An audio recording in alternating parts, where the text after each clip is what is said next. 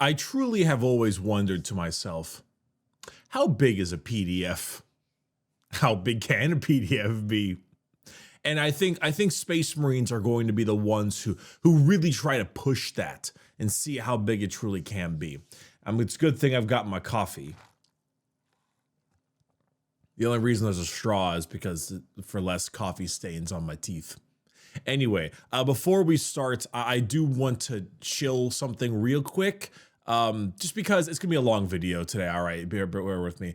I don't think a lot of you guys know that down in merch store we have the Adeptus Ridiculous stuff, which is the Warhammer podcast that I do, and we sell like dice, like actual dice in quantities of 10, 25, and 50, as well as objective mats for when you play the game.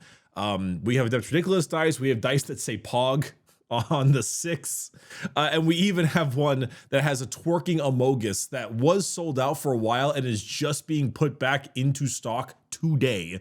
Yeah, all that kind of stuff, plus like posters and shirts and like all kinds of like adjacent 40k kind of like inspired stuff. So if you want to check that out, it's in the description. It's orchidate.com. It's there's actually quite a lot. Maybe I'll like flash some images on screen and show it off. Yeah, that's all right. Okay. Space Marines, 252 pages. 252 pages. What's the Darkest Dungeon thing where it's like irrational or something? Oh God. Okay, wait, hold on. I'm sure it'll be easier to read it in a PDF form on as opposed to being online. Is it? It is. It is. Okay. Let's open this up in PDF form and run it like that. Okay, so let's head that back to there. And then we can do that. And then when worse comes to worse, I'll just open up this guy for when I need Wahapedia shenanigans. Okay. Making sure it's all rearranged and looking nice. Cool. So let's get going. Adeptus Astartes, Space Marines.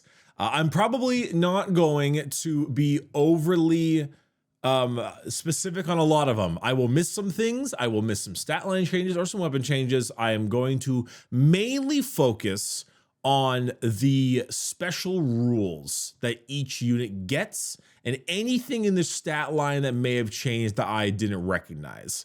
I will miss things. I will forget things because it is 250 pages. The Voton episode is going to be great. It's going to be so good. So we'll see how it goes. But O's of Moment, as we know, is in the army faction of the Astartes. At the start of your command phase, select one unit from your opponent's army until the start of your next command phase. Reroll the hit roll and the wound roll. Pretty great. Very much solidifies the Space Marines are anti-everything. If an Adeptus Astartes unit has a second faction keyword on its data sheet, that faction keyword is the name of that unit's chapter. For example, Marneus Calgar has both the Astartes and Ultramarines faction keywords and is therefore from the Ultramarines chapter. You cannot include units from more than one chapter in your army. So this is how they're doing the you are Ultramarines today, or you can't mix Marneus Calgar with like Mephiston, so to speak, right? At least until they start bringing out the smaller codexes. Gladius Task Force is the triple doctrine. Pick one of these, and this is active in your command phase until the end of your next command, or start your next command phase. We have the three doctrines: shoot in a turn which it advanced, fall back and charge in a turn which it fell, or shoot and charge in a turn which fell back, and advance and charge. All very good abilities, very solid, and a nice way to adjust how doctrines work that doesn't make them the extra AP ridiculously overpowered. Stratagems, let's check these out. So we know about Armor of Content is a classic 1 CP worse than the armor by 1, pretty great. Only in Death Does Duty End is a 2 CP fight on death. We are familiar with that one. Honor the Chapter. one Astaris unit in the fight phase. At the end of the until the end of the phase, melee weapons have the Lance ability. If your unit is under the effects of the Assault Doctrine, improve the AP by 1 as well. So the Lance ability is +1 to wound on the charge. So not if you are charged, I don't believe. I believe it's if you are charged. Or sorry, if you charge. Cool, because it's like a lance. Like you put like the big pointy stick, and it's a lot better when you're running at them. So okay, so this is a stratagem that gives you +1 to wound in melee, which is already a very good strat. But this is also +1 AP in melee if you are in Assault Doctrine, which is only 1 battle round, technically. So, you know, using it properly is nice. And then we have Adaptive Strategy. In your command phase, like the Devastator Tactical Assault until the start of your next command phase, that combat active for that unit. Okay, so it's pick one of the other ones and give it to them. So that's pretty good. All right, that's pretty good. It's pretty good. Probably would be used the most with assault and tack. Probably tack. You probably tack into tack. You probably tack into it in Tactical Doctrine the most. Squad tactics. Your opponent's movement phase just after an enemy unit ends a normal advance or fall back move. One infantry or mounted unit from your army is within 9 inches. Your unit can make a normal move up to D6 or normal move up to 6. Instead, if it's under the effects of Tact Doctrine, it's a unit that is within engaging range of 1 or more enemy units. Interesting. So it is basically just allows you to move when your opponent moves near you.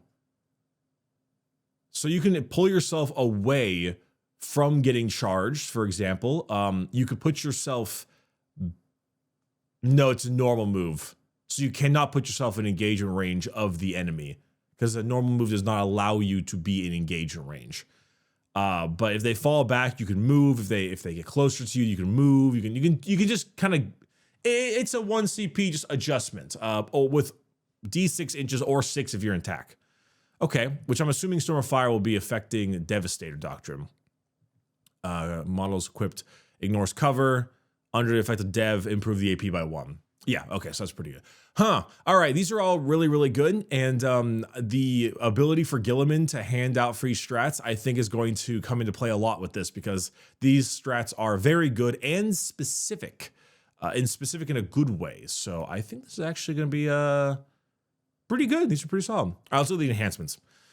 I do hope we get more than 4. Oh, so thank you so much, viewers, for explaining this to me. So enhancements are 1 per model, characters only.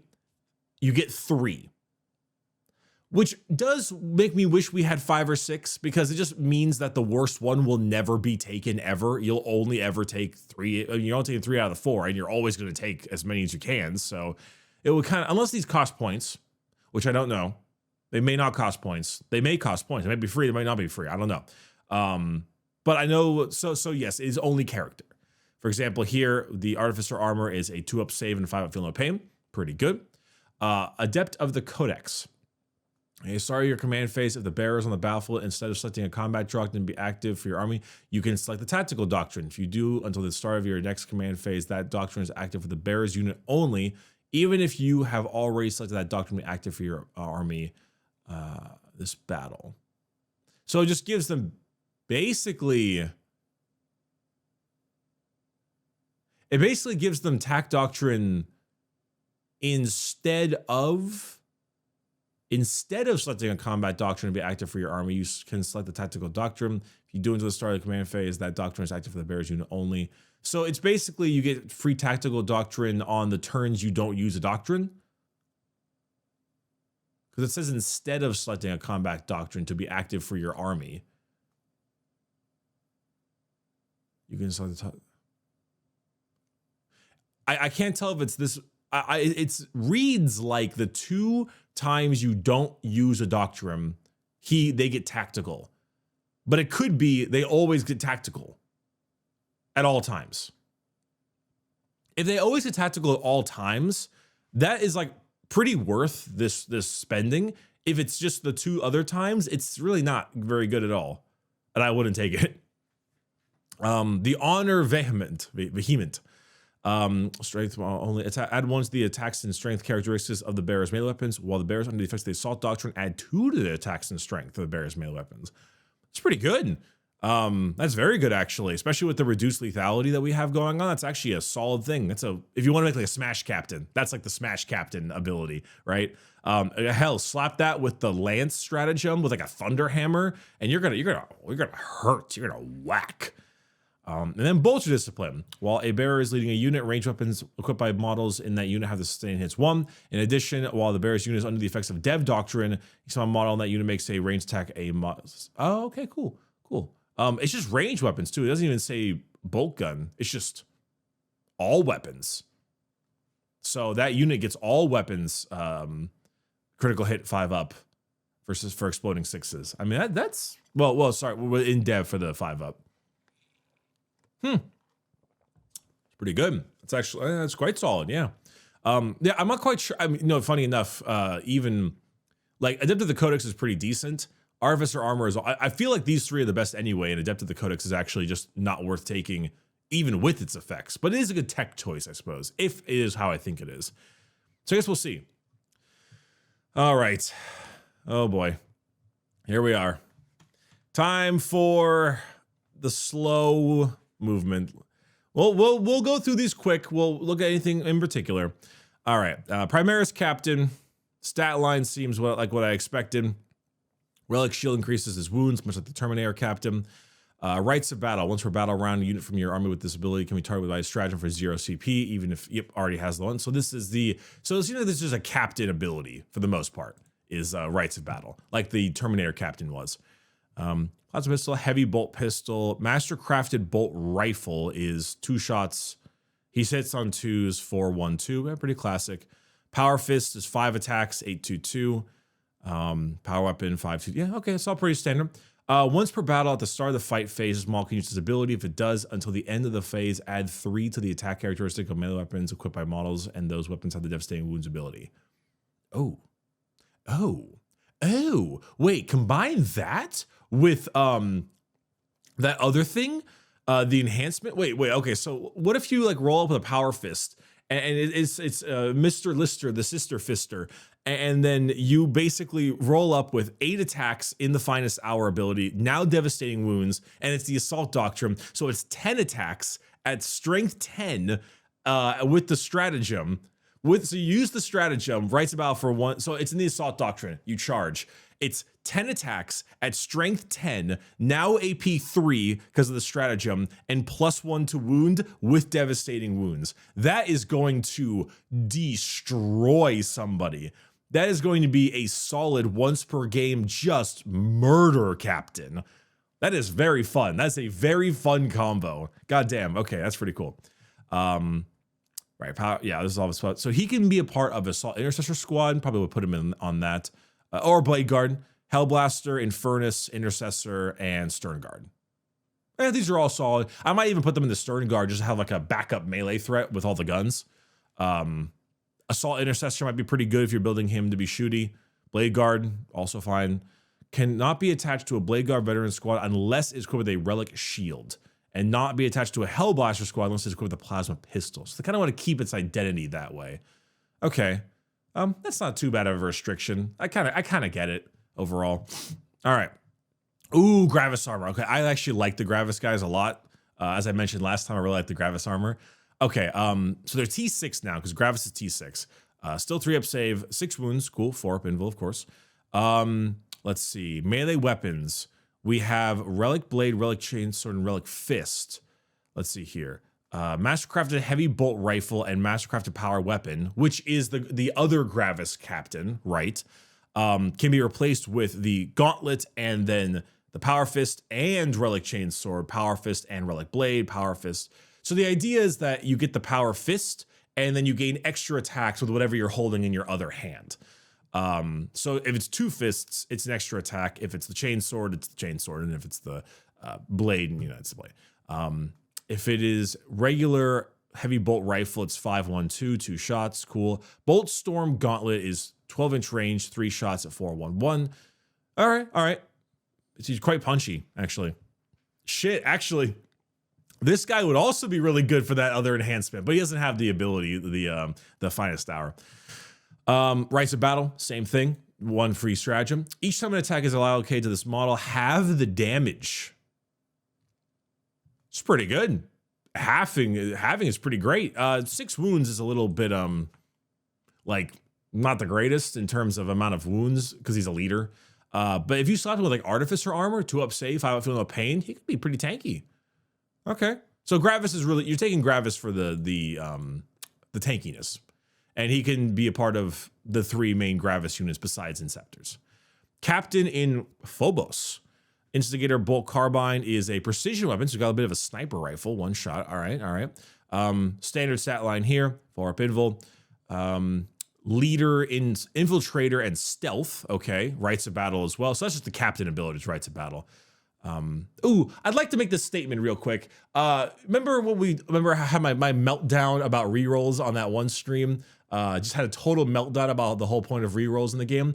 That Tyranids thing, there were like 3 rerolls in the whole army. It was Old One Eye for the Carnifexes, the Exocrine, I think, like targeting relay, and the Gargoyle, Gene Stealers. And I think that was like it. That was pretty much it. Or there might have been one more, but it was like I could count on one hand how many rerolls the entire army had, which was very impressive, and they kind of stuck with their word. Now when we get to Eldar, we'll see about that. But so far, I mean, as I'm going through the captains, there's not much, there's really not many rerolls at all. It's actually quite nice. All right, anyway. So Phobos armor can be attached to Incursor, Infiltrator, Reaver, Scout, Sniper, and Eliminator squad. So all of the infiltrate type people. After both players have deployed their armies and determine who has the first turn, if your army includes 1 or more models with this ability, you can select up to 3 friendly. Okay, it's a redeploy. So he gets to redeploy. Okay, that's pretty good. Yeah, Phobos armor captain redeploy. We have been over the Terminator armor guy. Reroll charge rolls made for the unit. Pretty cool. Oh, he's so old looking, this old captain. He's so old. All right. So the old captain is, it's basically the same thing as the Primaris captain. They have the finest hour thing. And you be just with more customization. Grav pistol. Anti-vehicle 2 up. Interesting. So Grav is not. Oh, does Grav have just anti-vehicle? Oh, Inferno Pistol's been nerfed as well. It's D3 damage now. Interesting. Mastercrafted Bolt Gun is 402. Huh. Okay. And then Lightning Claws and the rest of this is all pretty normal. Interesting. So Inferno Pistol has been taken. I care about this because of my sisters. Also, it's a lower strength. Okay, interesting. So it's basically the same everything as the Primaris captain, but I'm assuming, but obviously it's more customizable with its weapons, but I'm assuming it can be attached to different things. Yeah, Assault Squad, Command Squad, Tactical Squad, and Vanguard Veteran Squad. So you take a regular captain with Firstborn, basically. Interesting. Minus the new Stern Guard, I guess. Okay, interesting. Captain with Jump Pack. I like how there's just no photo. There's just this photo right here. Granted, this art looks great. This art looks amazing. Please drop the full art. 12-inch move, T4, 3 up save. Yeah, okay. So all this is pretty standard. It's just the difference being Angel's Wrath. While this model is leading a unit, each time this unit ends a charge move until the end of the turn, add 1 to the strength characteristic of my weapons equipping that unit. That's okay. It's fine. It's just if you want a jump captain and you attach it to Assault Squad with jump packs. Assault Squad with jump. Oh, Assault Squad. Yeah, I thought it was Assault Intercessor for a second. Or Vanguard Veteran with jump packs. Okay, cool. Bike Captain. Wahoo! Twin Bolt Gun is 2 shots but twin linked now, of course, because twin linked is how we're doing that nowadays, which I love because it really reduces the volume. Everything here is about the same. T5, so not T6, interestingly enough. 3 up, 6 wounds. All that seems normal. Switch assault. As models leading a unit, range weapons have the assault. Oh, hey, that's actually pretty good. Bike squad and outrider squad. Gives them all assault. That's actually pretty good. Doesn't let you advance and charge unless you're in the assault doctrine, but it does let you start moving around a bit better. And the relic shield too. Okay, cool. Primaris Lieutenant. Yes. The Neo-Volkite pistol is devastating wounds. Okay, so that's good to check out. 502. Gives the unit the lethal hits, and it also allows them to declare a charge in a turn in which they fell back and shoot. So this basically gives them free. Oh dear, that's a little bit of a voice crack. I'm sorry. It's going to be like 2 hours, so you're going to have to bear with me on that one. They don't have an invul. They would need a storm shield to give themselves an invul, but it basically gives them permanent dev doctrine. No, attack doctrine, permanent attack. And then I know you can attach them right with something that already has a captain or a chapter master. And you can put this with everything the Primaris Lieutenant can go with. The Reaver has Mastercraft Specialty Bullet Pistol, Precision 402, Combat Knife, Precision, Scout 6 inches, Tactical. Well, this model is leading a unit, increase the range of that unit's Terror Troops ability by 3 inches. Oh, okay. Well, we need to see what the Reaver Squad does then. Maybe they'll finally be good. They won't be good. Okay, Lieutenant in Phobos armor, Deep Strike, Infiltrators, Scout 6. Oh, wow, just all kinds of abilities here. Sculpt Bolt Carbine, nothing too. In your shooting phase, after this model's unit has shot, if it's not within engagement range, you can make a normal move with D6 inches. Okay, so they have jump, shoot, jump. That's pretty cool. Incursor, Infiltrator, and Reaver Squad. All right, all right. Regular old Lieutenant here with all of the classic weapons.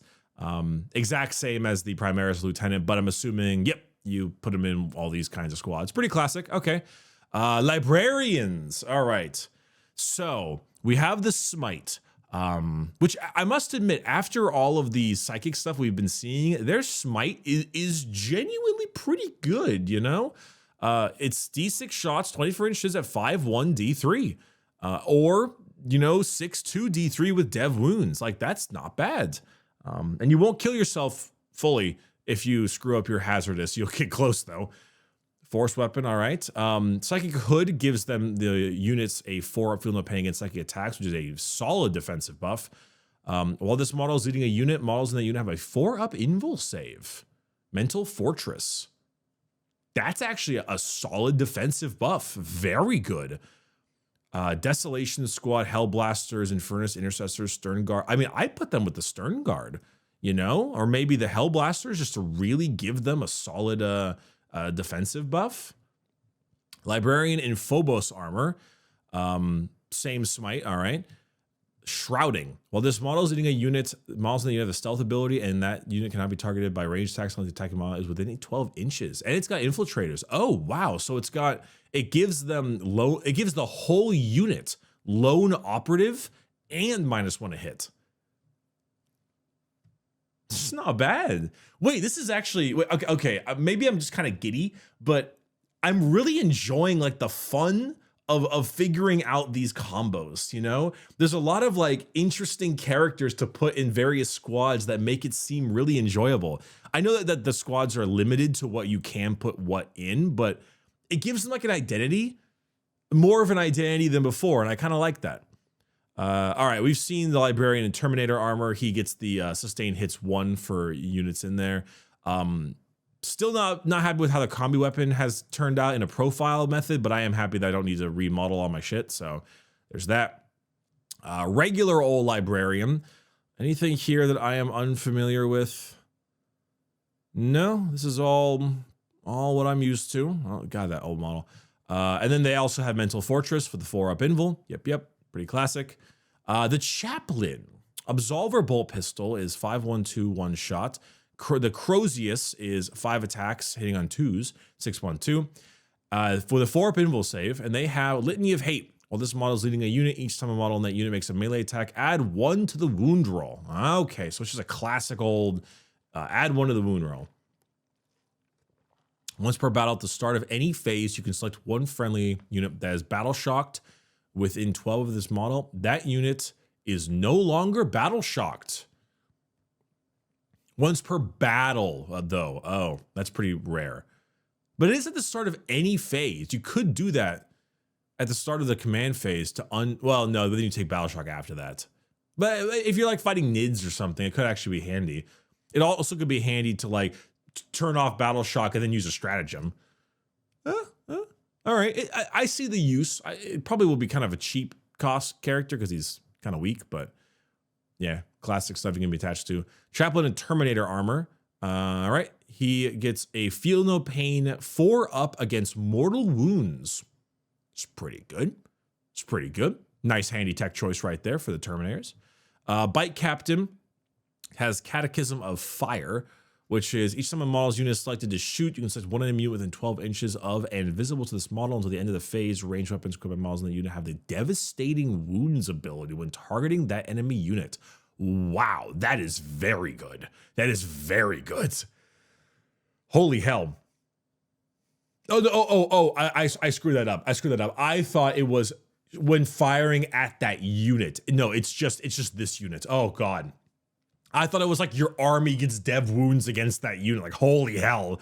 No, okay, it's just this unit. That's not too bad. I mean, maybe you can take out, like, get some good bike squads to go against it, like Outriders maybe, but it seems like it's mainly just bolt rifles and stuff. So you might get a couple plink mortal wounds, and that's about it. Regular Chaplain. Nothing to figure out here on the ranged weapon world. Same thing as Spiritual Leader. Yep. God, that model is old. Holy hell. And then Chaplain with Jump Pack. Exhortation of Rage. Each time a model's unit is selected to fight, you can select one enemy unit within engagement range of this model's unit and roll 1d6.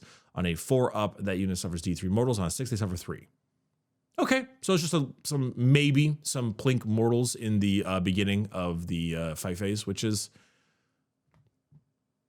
Oh, not even the beginning of the fight phase, when you fight. It's okay. I'm not in love with it. It could make a good combo, though. Tech Marine. The Forge Bolter is literally a heavy bolter. It is literally a heavy bolter. It is a heavy bolter, just, I guess, without the sustained hits or whatever. Servo Arm, extra attack at 823. And the Power Axe, okay, you know, actually a somewhat decent melee profile. T4, but a 2+ save. Pretty tanky guy. All right, let's look at the Tech Marine stuff. While this model is within 3 inches of one or more Adeptus vehicles, the model has the lone operative ability. So that's what keeps him out. Okay, that's good. In your command phase, you can select one vehicle within 3, regains D3 lost wounds. Until the start of the next command phase, each time that vehicle model makes attack, add 1 to the hit roll. Yeah, okay, that's still very good. That's quite good. I wasn't sure they were going to keep that. If a friendly Adeptus Astartes vehicle model is destroyed within 12 inches of this model until the end of the battle, the Arm of Scion Power Axe has an attack characteristic of 7. Hey, that actually kind of hits. Now, getting him into melee might be a little tough because then if the vehicle is destroyed, you probably won't have the wait a minute. Can you like? This might be really dumb, but like, can you imagine like March of the Tech Marines, where you take like 3 of them and you just take one really shitty land speeder and you just kind of move it up and then they kill the land speeder and then all 3 Tech Marines go super mode and they just run at you and murder you? That's probably pretty bad. It's probably pretty bad. Probably not a good idea to have overall because you're taking them for the regen in the command phase buff. But if they're so cheap, like 60 points or something, I would totally do that. Because I mean, it's not like their gun is that bad either. Like if they were like 60 points, I would totally do March the Tech Marines. Be really funny. All right. Wait,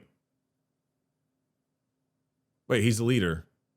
While his models within 3 inches or more of a friendly, this model has a lone operative ability. Wait, he's still a leader though. So, oh wait, he is still a leader. I guess it's just if you don't want him to lead. I guess it gives you the option. Like, okay, just say the Tech Marine, put it next to a vehicle. He has lone operative. It's fine. You don't got to buy a whole intercessor squad for him. Unless you want to, then you can. Oh, and servitors. You can just bring it in with a servitor retinue. Wait a minute. My idea is no longer that stupid anymore. One tiny shitty land speeder. Place it there. Have him with squads of servitors or some. Oh, well, then you can be shot. Mark my words. It might be useful. All right, regular Tech Marine. Plasma Cutter. 2 extra attacks. Okay, that's kind of fun. There's the servo arm as well. And, you know, Plasma Cutter, a little fun extra little bit there. Everything here is the exact same, all the same stuff, so pretty classic, and can be attached to attack squad or servitors. Oh my god, I could see the resin. Astartes servitors. Oh, they hit on 4s. I thought they used to hit on 5s. I could be wrong. Multi-melta, 2 shots at 18-inch range. Rip my sisters. Not really. They'll be fine. I joke. Servo arm, 623. Yeah. While attack marine is leading this unit, improve the ballistic skill by and weapon skill by 1. Yeah. Okay. So it just makes them a little bit better when they're being led. 1 wound, 4 up, save, 6 up invul, T4. They're garbage. They're total garbage, but that's kind of the whole point. And then you can use them as a, you can use them as a bodyguard. Cool. Okay, the regular ass intercessor squad, 2 OC, exactly what we expect it to be. The grenade launcher, the Astartes grenade launcher here is exactly what I expected. The bolt rifle, 2 shots. 411 assault and heavy, genuinely a solid profile for their gun. Might actually, with the change to lethality in this game, and now that you get 2 shots at a distance, and it's things like it might actually be worth running an intercessor, maybe. And then you have objective secured, which I just wish they kept that name as a universal faction rule. God damn it! I don't know why we have this whole giant blurb, but it's fine. It is a perfectly fine overarching profile. Intercessor squads with a leader might actually be genuinely pretty solid. And then, if I'm not mistaken, the sergeant, or for every 5 models, 1 can have a grenade launcher on their back, which is, actually, they might actually put on some hurts with their guns. We have covered the Infernus squad. They are all about the battle shock with the flamers, so we can skip them. The assault intercessor squad. Heavy bolt pistols are actually not the worst thing I've ever seen. They get a good 4 attacks each, which is pretty good with their chain swords, fewer or just depending on the sergeant. Each time a model in this unit targets an enemy with a melee attack, reroll a wound roll of 1 if they are within engaged. Okay, so this is the classic ability you get from the Legionaries and the Gene Stealers. So the classic reroll on the objective whole doodad. Nothing too fancy there. Librarian with jump pack. Why are you so far down? You're not. You're out of line. Why are you here? Models in this is leading a unit. Improve the AP of melee weapons by 1. Wait, what the hell? That's actually really good. Wait, why did you put them so far? What? Yeah, improve the AP by 1 is actually quite solid for the melee weapons. Wait, this is actually pretty good. What the hell? Why are you so far down? Okay, screw it. What the heck? Lieutenant. All right, well, we've already read him, so it's fine. We can skip him for the time being. Heavy Intercessors, a personal favorite of mine because I love Gravis. Gravis boys, big chunk lads. T6, 3 wounds, the whole deal we all know. Heavy bolt rifle is the exact same thing, but with 6-inch extra range and +1 AP. And then, of course, the heavy bolter is the heavy bolter with the lower ballistic skill. Unyielding the face of the foe. While this unit is within range of objective marker you control, each time an attack with a damage characteristic of 1 is allocated to a model unit. Add 1 to the saving throw. Okay, so they get the stratagem that they normally get for free. It's actually pretty good. Pretty good, actually. Overall, especially if you can combine that with cover. That's actually pretty solid. Yeah. That's not bad. They're tanky, chunky lads. I like that. I like that a lot. All right. Infiltrator squads. They have Infiltrator. Wow. Marksman bolt carbine. It's just a heavy bolt carbine, I guess. Each enemy units cannot be set up. Oh, they kept their Omni Scramblers. Ooh, those bastards. If you've ever played demons against infiltrators that were properly placed, it is a nightmare. Helix Gauntlet. Models in this unit have a feel no pain. Right, because they're getting rid of like the blank save thing now. And then Comms Array, target the bear's unit with stratagem on a 5 gain CP. So like the Vox thing for a guard. All right. In Cursors, Oculus Bolt Carbine is assault and ignores cover. All right. They have 6-inch scout move. Pair combat blades give you sustained hits. That's fun. Haywire Mine. Once per battle at the start of any phase, you can select 1 enemy within 3 inches of the bearer's unit and roll 1d6 on a 2-up that unit suffers D3 mortals, or 2d3 if it is a vehicle.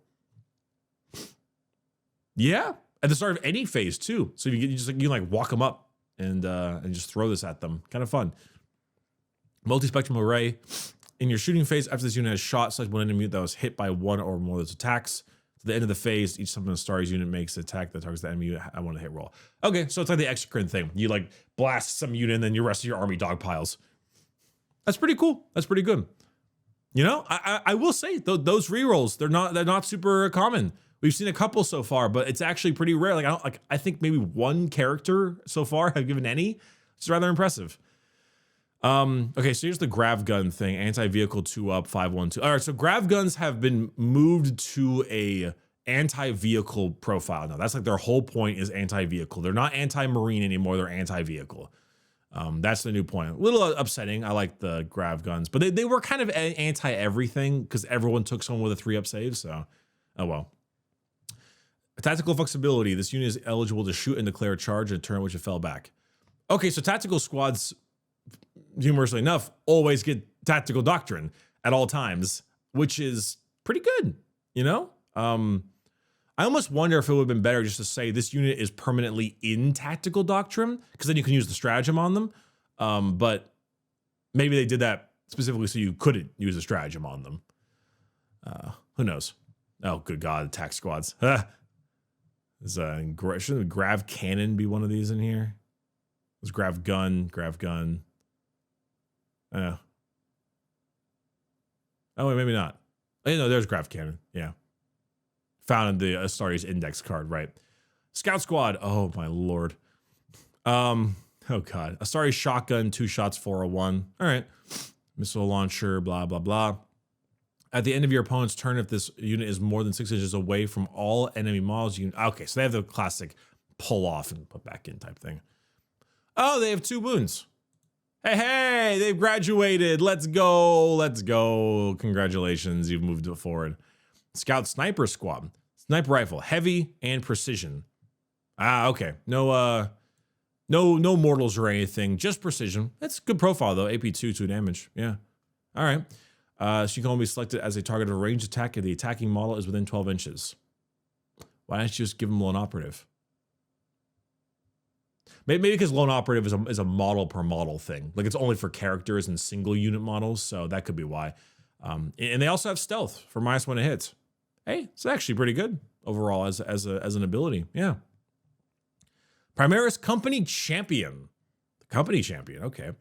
Honor or death. While this model is leading a unit, add 1 to advance and charge rolls made for that unit, and you can use that heroic intervention stratagem for 0 CP even if you've already used it. That's very good. The heroic intervention stratagem is a very good stratagem.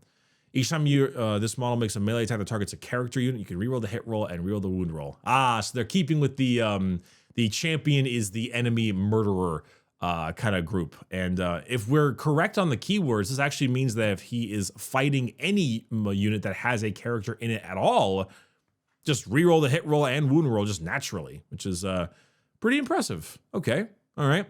And then puts on all these leader units, right? Because Primaris.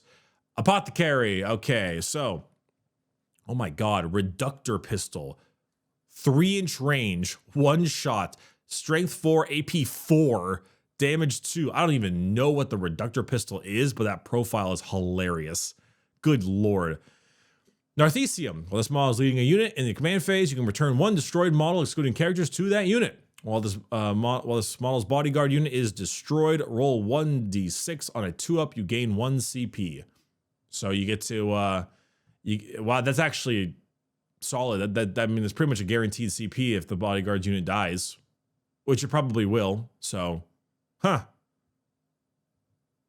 mean, that's good. You know, regaining a new model, that's solid. That has good power. Biologus, we've already seen him already. That's the Gravis boy. Ancient, ooh, I'm very curious. The Ancient has, while this model is leading a unit, gain 1 OC. That's pretty good. While this model is within range of an objective marker and or within 6 inches of the center of the battlefield, this model has the 4-up. This model has the 4-up from the pin ability. Okay, so this is just them like, I will not yield with holding, like just ripping onto that giant thing. Like I will not like let go of my duty with the banner. So, okay, that's fine. I mean, it's something that special. They only have 4 wounds, you know, but it might keep him there, which is cool. All right, let's see here. The Blade Guard Ancient. Same thing with the OC. Once per battle, when this model is selected to fight, it can use this ability. If it does until the end of the phase, add 1 to the attacks characteristic of melee weapons equipped by models in this model's unit. So it's a once per battle, just soup up along with the rest of the Blade Guard it leads, because it's just Blade Guard veteran squads. And you can attach it even if it had a captain, chapter master, lieutenant.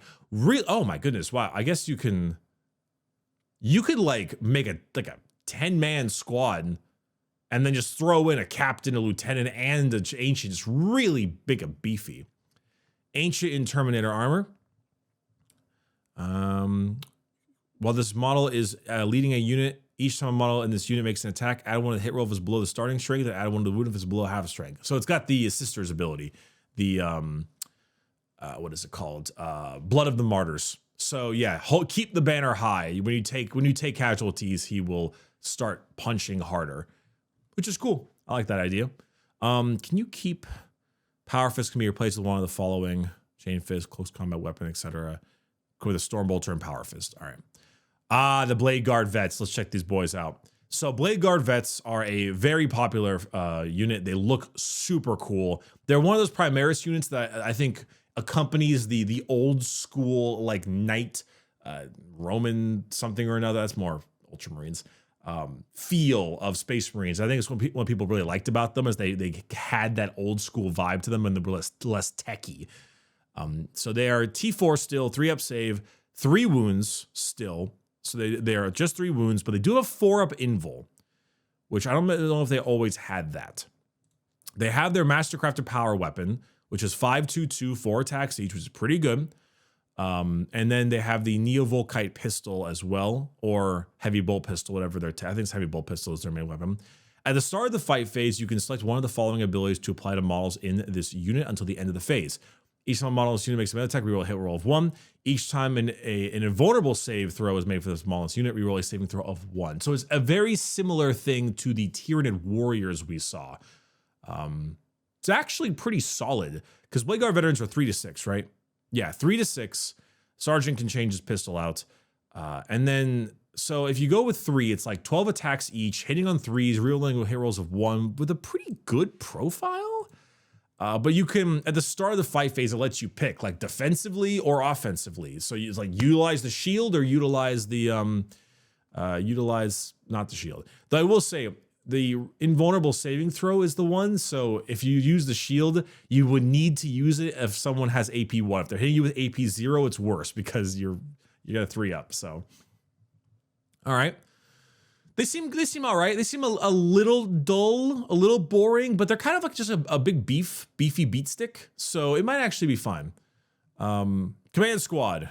There's so much here going on. Champion's Blade, 4 attacks at 5/2/2. All right. Narthesium. While it contains an apothecary, yet we can return Astartes banner. You can gain one OC. They're 3 wounds each. T4 3 wounds. Okay. 4-up invul with the Astartes shield. While this unit contains a company champion, add 1 to the. It's just all the characters together. It's just every character together. Apothecary, ancient, champion, and 2 veterans.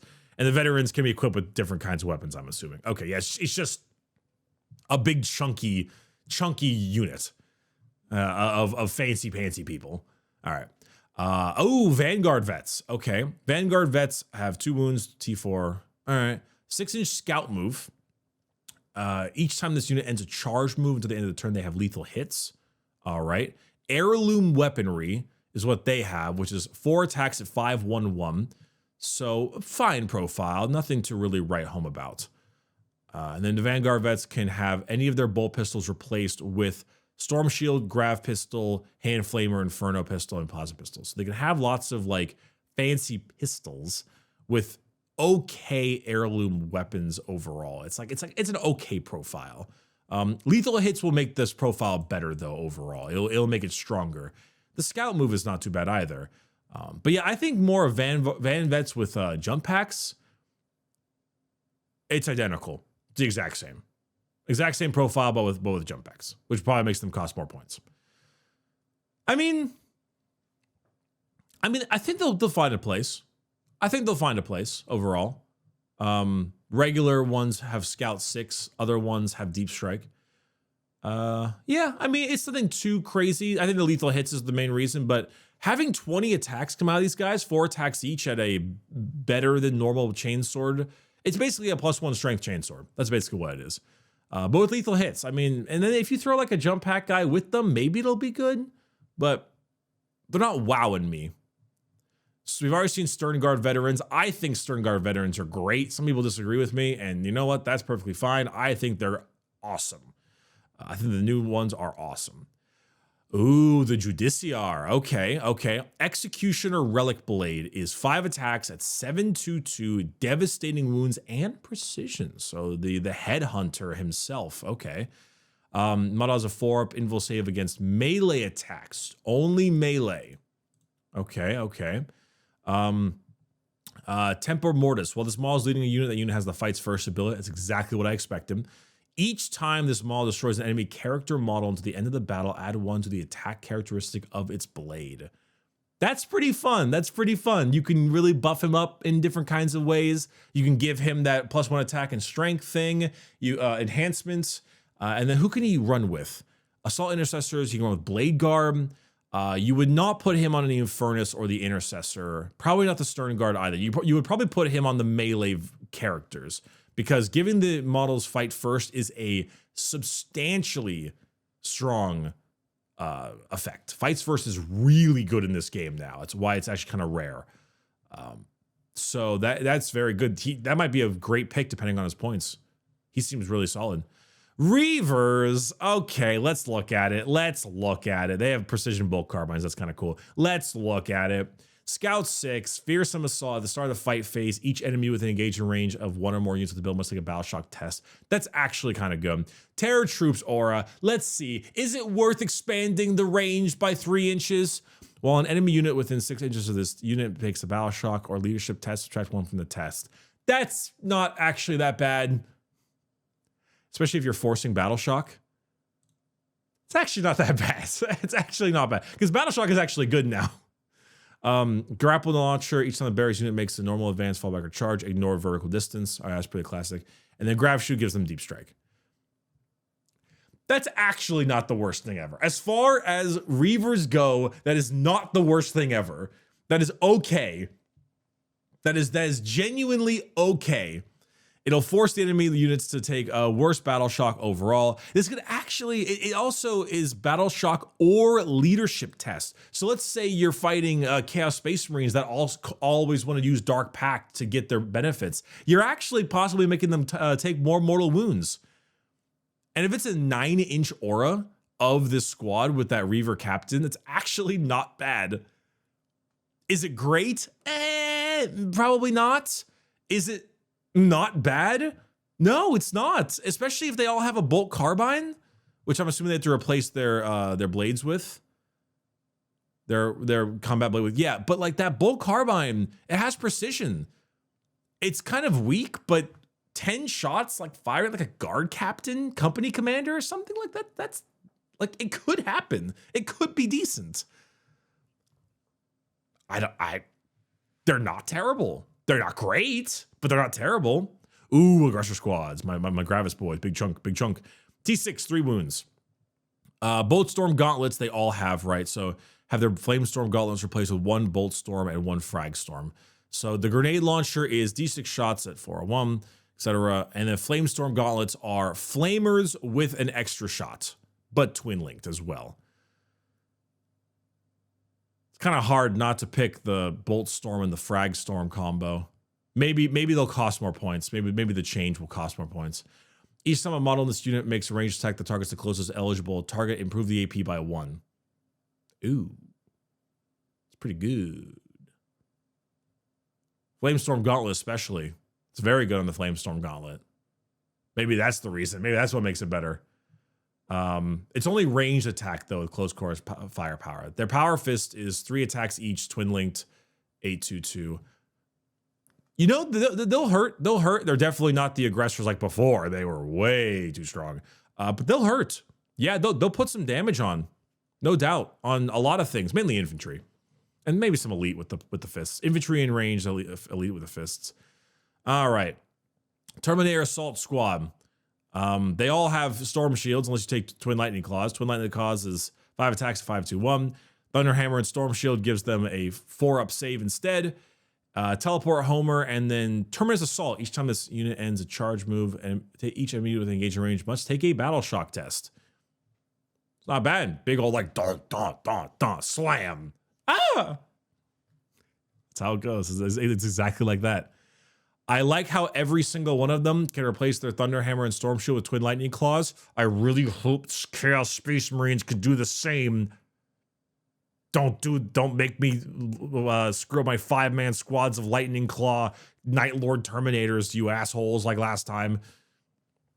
All right, we've already seen the regular Terminator squad that we've seen their rules already. They're looking quite spicy, actually. Huh. I didn't actually think Relic Terminator squads would actually make it into the game. I thought they would get thrown into Legends. But they didn't. Reaper Autocannon, Dev Wounds, Sustained Hits 1. Pretty cool. Volkite Charger, 2 attacks at 502 with Dev Wounds. Combi Bolter. Combi Bolter. They have a Combi Bolter, but not a Combi weapon. That's so bizarre. Okay. They also have Fury of the First. Nothing about this is particularly like making me excited, but it's fine, I guess. I don't much like Relic Terminators. They're okay. They're not my favorite. Oh, Centurions. Man, so chunky. Goes into the data sheet. T7. Woo. 4 wounds, 2-up save. That's tough. Centurion Bolters are rapid fire 3, twin linked. So that's what they replace as the Hurricane Bolter. Any number of models can have their Centurion Bolters replaced with 1 Centurion Assault Launcher.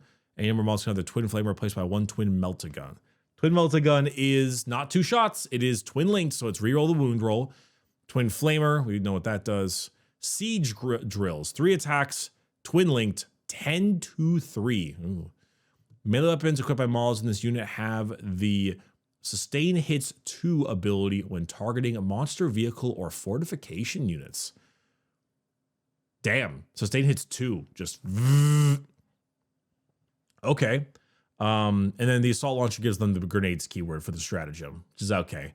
I probably would not replace their Bolters with that. I would not, because this is a lot of shots. A lot of shots. They're tough boys. I'm curious about the Dev Squad Centurions, though. Yeah, I have a couple of these. Same stat line. Each time a model in this unit makes a ranged attack reroll a hit roll of 1. Objective marker, full rerolls. Okay, that's pretty classic. And then the Fists are 3 attacks of 5-1-2. That's not bad. Grav Cannon, 6-1-3. 3. Okay, extra damage, anti-vehicle. And then we know the last cannon. The Missile Launcher is D3 shots with the Missile Launcher profile. And then the rest. What are they equipped with? Grav Cannon, Bolters, and Fist. Have their Bolters replaced by the Missile Launcher. Grav Cannon replaced by Twin Heavy Bolter or Twin Las Cannon. Okay, I mean, nothing too crazy to write home about. They're just really tanky. And they're slow. But they're really tanky. They are really tanky. They might actually just be good enough to sit on the battlefield and just let them be. All right. Invictor Tactical Warsuit. Scout 8-inch move. Okay. Incendium Cannon is a much higher shooting flamer. Iron Hail Evan Stubber is rapid fire twin linked. Auto Cannon, twin linked, of course. The Fist is strength 14, AP2, flat 3 damage. Damn, that thing punches. Once per turn in your opponent's shooting phase, when a friendly Phobos infantry unit within 6 inches selected as the target of attack smoke uses ability. If it does, after the enemy model's unit's finished making its attacks, this model can shoot as if it were your shooting phase, but only against that target enemy unit. Interesting. But only against Phobos infantry. But you can basically just put this guy near Phobos infantry, and if they ever shoot them, you can fire back with the suit. They might try to shoot the suit at you first. I mean, you're not the tankiest in the world. You've only got 3-up save, T8, and 12 wounds. But that might might actually hit if they fire at you and then you fire back with, what do they have again? The frag storm grenade launcher, heavy bolter, cannon, iron hail heavy stubber, and you can replace the cannon with the auto cannon. So that actually, I mean, it might hurt them, might hurt them back pretty well. Dreadnought. Oh, well, if this thing is in here, then this is just the initial rules. Since they're getting rid of all these dreadnoughts, I'm just going to skip it. Sorry. Oh, Contemptor. Oh, on a 2-up, you can get him back up. Good God. Even in death, I serve. It's actually a pretty cool ability, I won't lie. All right. Ironclad Dreadnought is probably also going away. Rest in peace. I wanted to hit and wound roll if you're firing at a vehicle. Rest in peace. Ironclad Dreadnought. Redemptor. Hot take, I actually like the way the Redemptor looks a lot more than the old boxy dreads. I think people like this thing because it's nostalgic, but I actually like the really big dreadnoughts. I just think it's more fun. Sorry. Agenda Dreadnought. T10, 2-up save, 12 wounds. Pretty tanky. 2-up save too, but no invul, of course. But 2-up save is pretty good. Redemptor Fist is about the same in terms of damage as the Invictor. Nothing too crazy. It won't just splatter you like the old Redemptor would. We've seen heavy onslaught, Gatling Cannon. The Rocket Pod is anti-fly 2-up. Macro Plasma Incinerator is 832 at D6 plus 1 blast, or Overcharged is 943 at D6 plus 1 blast and hazardous. That's actually really, really solid. I didn't think it would keep that level of strength. That is rather impressive. I think it might have actually been nerfed a little bit. I think it might have been a higher damage before, but I might be wrong. It may have just been 2 to 3. Grenade launcher, twin linked, or the twin link storm bolter. Yep. And it's got Duty Eternal. Oh, they kept Duty Eternal. -1 damage, huh? Didn't actually think they would keep that. The other dreadnoughts don't have it, so fascinating. And then, of course, we've seen the heavy onslaught Gatling cannons and their devastating wounds and all that. Like, there's the Brutalis Dreadnought, the stabby one. Either the Fists, which are twin-linked at 12-2-3, with an extra attack, or the Talons that are twin-linked, exact same profile, but the sweep also is there, also twin-linked, which is really good. I think,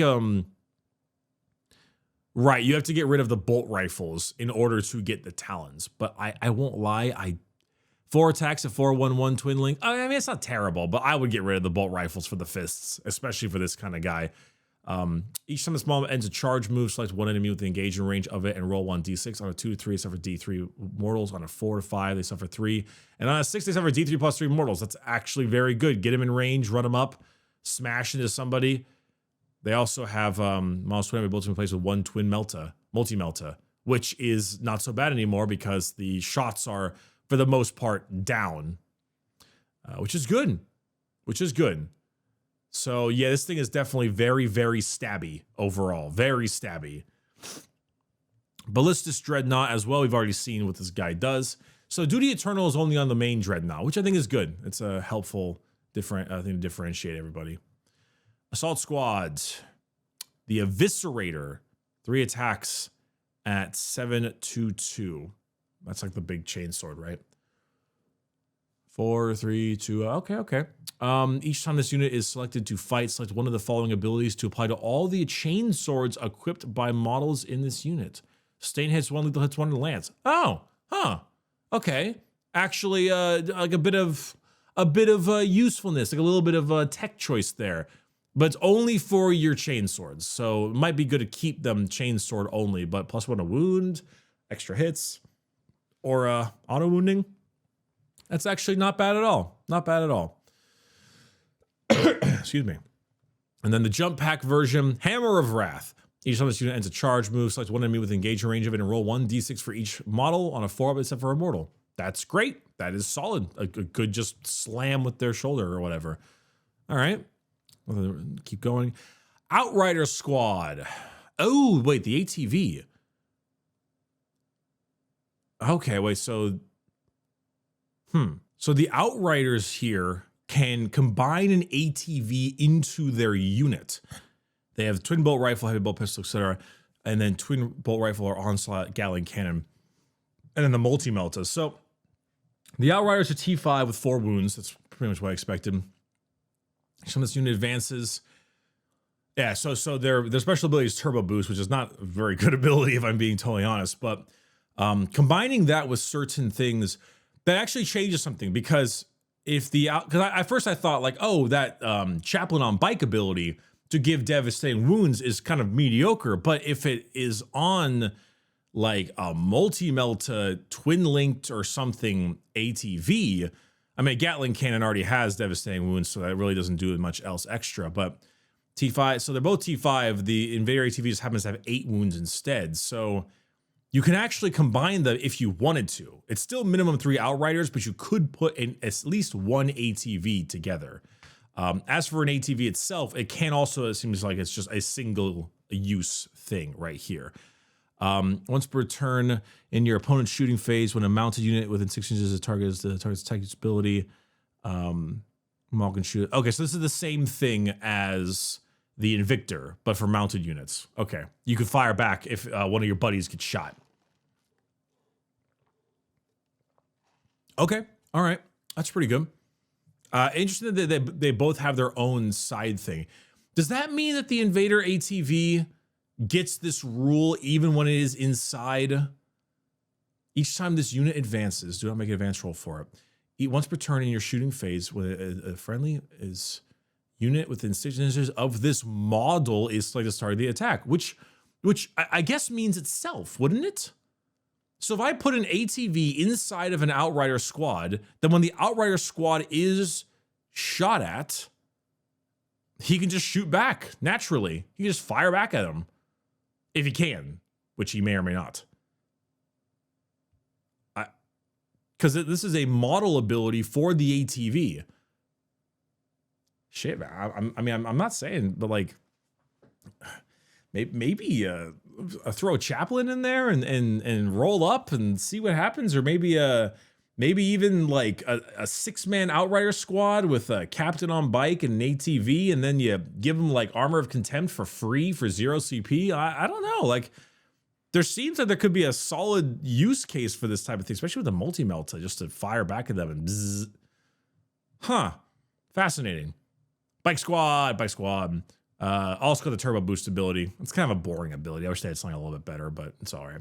Space Marine bike, and then there's the attack bike as well. 5 wounds in the attack bike. Wow, that's actually more than I expected because of the extra little dude on the side, I suppose.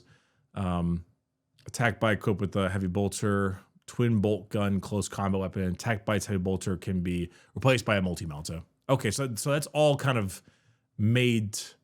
No, it's one attack bike inside the group, like the Outriders. Okay. There's also the scout bikes. When this unit arrives from strategic reserves, it can be set within your opponent's deployment zone. Oh, as opposed to being forced out of it. T5, 3 wounds. All right, I mean, scout 9-inch move, so, you know, it's a scout bike, nothing too fancy. Attack bike squad has the exact same ability as the Outriders. Huh. Or as the ATV. Huh. Fascinating.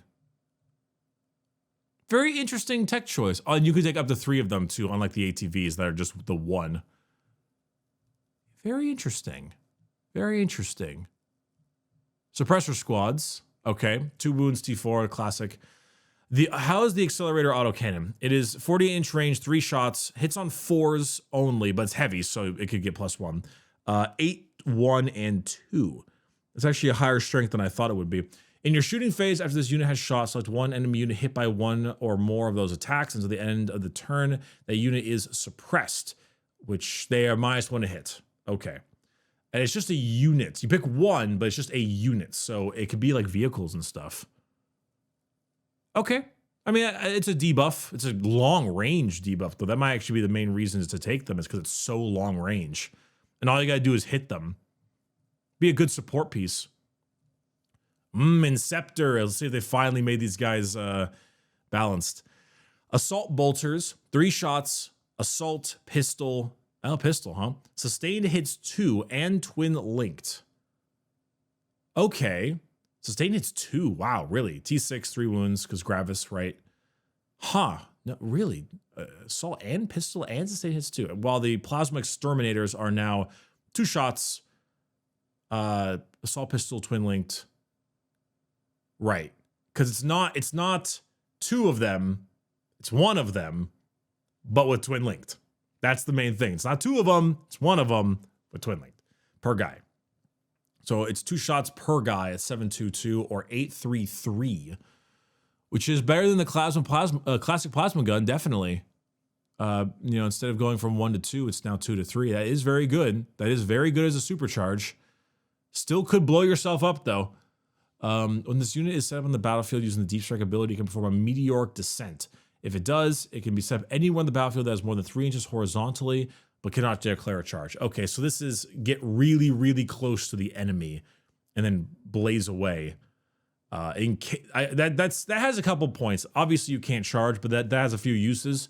Take away an objective, or just deploy in an area that your opponent tried to screen you out of. Both good reasons. That actually looks pretty good. Obviously, I actually will say that even if they are pointed the exact same, I think they're relatively balanced because the sustain hits too.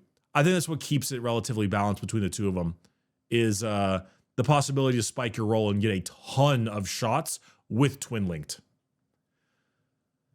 All right. The storm speeder is these big chunky bricks. Look at that. All right, the 14 move, T9, 11 wounds. Okay. Iron Hail, Heavy Stubber. We've seen that Onslaught, Gatling Cannon, Frag Storm, Grenade Launcher. All what I've expected to see here. Each time this model has shot, select one enemy that was hit by 1 or more attacks made by this model. Until the end of the phase, each time a friendly Astaris unit makes a ranged attack that targets the enemy unit. Improve the AP by 1. Oh, wow. That is actually very, very good. I didn't expect to see that. That is a great power. That is a huge amount of power.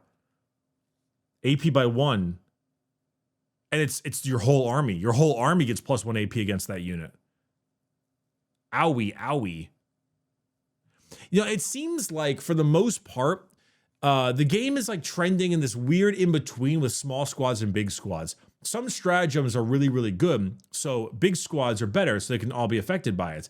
Also, if you have characters, you want to protect your characters and get the most bang for your buffing buck. So you put characters in the big squads. But there are so many rules in this game now that affect a whole unit with an attack. -1 hit suppression, minus 2-inch move, or, debuffs like that it actually pulls away from the large squads as well, which I think gives you a reason to take small and large. So this is actually pretty good overall as a thought process. Thunderstrike. This is select one enemy monster or vehicle hit by 1, and then it is add 1 to the wound roll. Wow. 2-shot last talent, Icarus, Rocket Pod, Storm Fury missiles, 1 shot. Okay. This is not very many shots overall. The damage of these speeders is looking rather mediocre. It's the buffs, because these are huge buffs. Like gigantic buffs. Hammer Strike. Select one unit until the end of phase. The unit cannot have the benefit of cover. All right, that one's not quite as good as the rest, but its weapons actually look better too. 2 Crackstorm Grenade Launchers, Melted Destroyer, and Missile Launcher. So 2 Crackstorm Grenade Launchers is 2 shots at 9/1d3, and then 2 more missile shots, and then a 3-shot Melta weapon as well. This one actually is the one that probably shoots the hardest, is the Hammer Strike, which makes the Hammer Strike rule less powerful, which is fine. Oaths of Moment with this guy, if you take a couple of these guys, is going to rip things apart. Just rip them apart. Especially with this movement. Okay. Regular old land speeders now. These dinky little guys. Start your shooting phase. Select one enemy unit available to this model. Targets with a blast one that targets that enemy unit. I don't want to hit roll attack as they ignore cover. Okay. This is the same thing as the Plague Marine guy. The Terminator Plague Marine guy. If it's a blast weapon, you get better hitting and ignores cover. It's fine. You build for this, right? You build for this. Tornado ends a normal move, such one that you had flown over, roll 66s. Oh, so it's got bombs. Okay, so tornadoes fly over and do bombs. They do bombing runs. Okay, that's fine. Typhoon. Oh my God, this model. It's so dinky looking. I think some of these are probably going to be removed in Legends, probably. I need to double check which ones are which, but in your shooting phase, each time this model has shot, it's normal move of D6. Okay, it's a jump, shoot, jump. Right. Jump, shoot, jump, classic. Classic. Hell Blasters. All right. People have always loved Hell Blasters. Let's see what they've got now. They have the Plasma Incinerator, which is a 2-shot, 22-shot plasma gun with assault and heavy. And it would appear that they have only one kind of plasma gun now. There is no 3 types of plasma gun. It is regular. For the chapter, each time this model is destroyed, or a model in this unit is destroyed, roll a d6 on a 3-up. Do not remove it from play. The destroyed model can shoot after the attacking model's unit has finished making its attacks, and it is then removed from play. When resolving these attacks, any hazardous tests taken for the attack are automatically passed. This ability is triggered even when a model in this unit is destroyed by the result of a failing a hazardous test, meaning such a model may be able to shoot twice in the same phase. Right. So oh, okay, interesting. So when they die, they shoot on death on a 3-up, but they also shoot on death if they blow themselves up. But they cannot shoot on death and then blow themselves up on the shoot on death. They can't shoot, die, fire again, roll a hazardous for the fire again, and then fire again. It's just the max you can ever fire at them is twice, which makes sense. Interesting. I mean, it's a plasma gun, basically, right? It's basically a plasma gun, just with assault and heavy both on it as well. It's actually a pretty good niche. I wonder if you can put these guys in a drop pod, like suicide them, and then they roll in there. They fire at everything, and then you kill them. They fire at you again. It'd be pretty funny. That'd be pretty funny. All right. Eliminators, sniper rifles. So the Las Fusel, 36-inch range, 9.3d6. Instigator bolt carbine, 4.23. And then the sniper rifle, 5.23. Precision, of course, all precision. Infiltrators and stealth, as we expected. If you're in your shooting phase after there's a shot, if it contains a sergeant with an instigator bolt carbine, it can then move but cannot charge. So it's jump, shoot, jump. Cool. If this unit remains stationary until the start of your next movement phase, ranged weapons have the devastating wounds ability. That is pretty good. That is pretty solid. That's a good niche.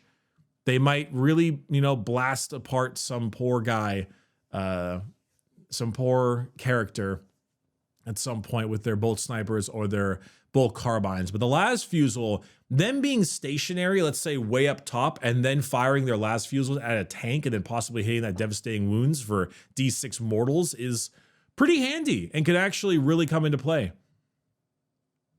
They got to survive, though. Eradicate. They also, I think, lost the +1 extra cover save. I guess that's been replaced by stealth. All right. Eradicators. So there's the Melter Rifle, which is heavy. So yeah, you don't get fancy Melter Rifles and stuff. You can replace it with a multi-melter, but you don't get fancy Melter Rifles or heavy Melter Rifles or anything. It's just a big, heavy set rifle, basically.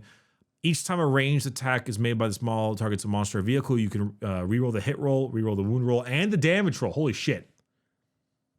So, okay. So they've replaced the ability to double shoot. When you fire at one target, you don't get double the shots anymore. When you fire at a monster or vehicle, you just get really, really consistent shots.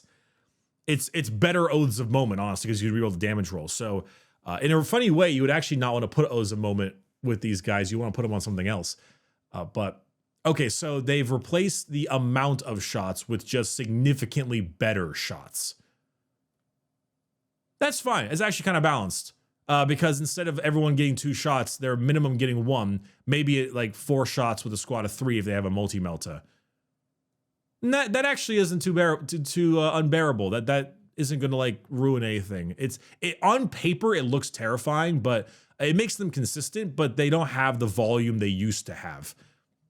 It's easy to be scared with this when you think they're all going to make double the shots, but they're not. They're going to make single now. So all right.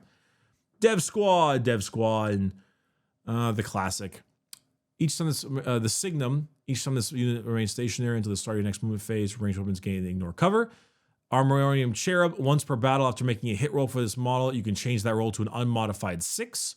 Interesting. And that's it. So the Cherub is just a free unmodified 6. I wonder if Sisters will get the same thing. Make it unmodified 6. Huh. I mean, it seems good. It's a Dev Squad. Dev Squad, you're taking them mainly for their multiple like weapons, not necessarily because they are like the best at one job. They can do any job with heavy weapons. That is. Oh boy, the T-shirt cannon boys. All right, Desolation Squad. Let's take them a look. Castellan Launcher is the one that the Sergeant gets, right? Every model is covered with a Castellan Launcher and Super Frag Rocket Launcher. Oh no, they all have a Castellan Launcher. Super Frag with Super Crack. And then they can replace theirs with Vengor. So Vengor is the Sergeant one. D6 shots, hits on 2s. Wow. 7, 1, 2.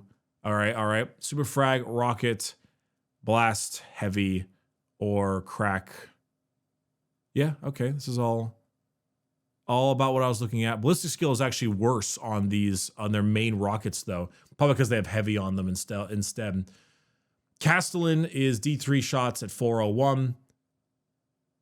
Each time this unit remains stationary until the start of your next movement phase, ranged weapons, equipment models heavily ignores cover ability and can ignore the penalties of their hit rolls when making attacks with indirect fire weapons.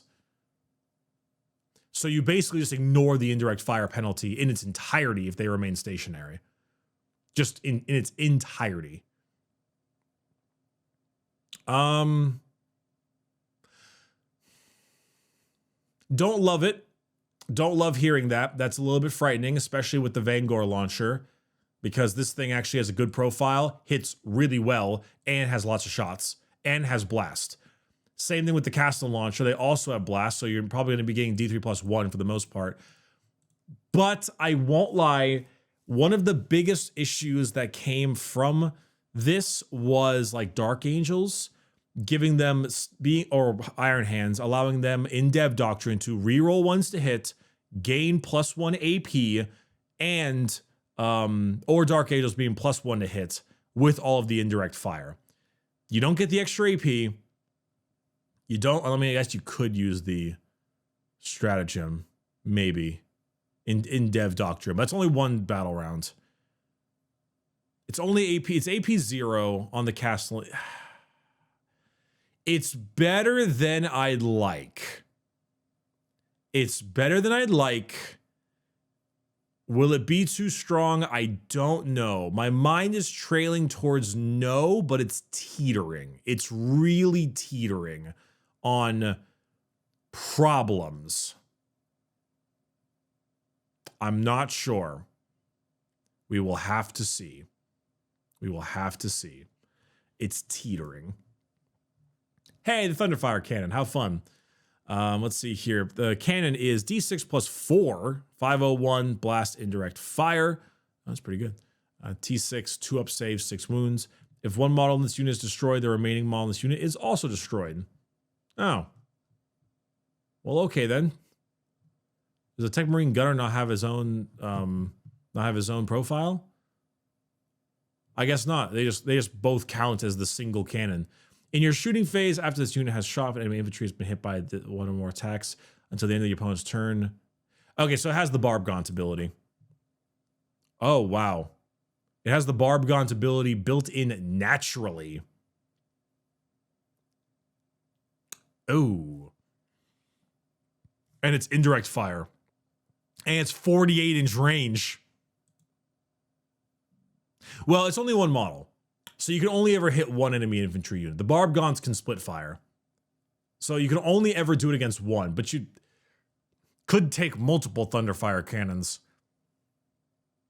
This one's also giving me a bit of a fear. This one's also scaring me a little bit. This one's also, ooh, no, Death Guard players especially are probably not going to like this. Ooh, that's a long range. That's a lot of shots. Hitting on 4s, you'll probably hit it. Ooh. Ooh, you could maybe lock down one unit for like the whole game. We're teetering. We're teetering a little bit on that one. Oh boy. All right. Servo turrets. Oh, like the exact same profile. 626, 626. Yeah. Oh my God. 3-inch move. And also 3-inch move. They move so slow. Twin autocannon. Twin las talon. They're both fine. I would probably take the las talon over the autocannon. The extra shot doesn't make up the massive difference in range.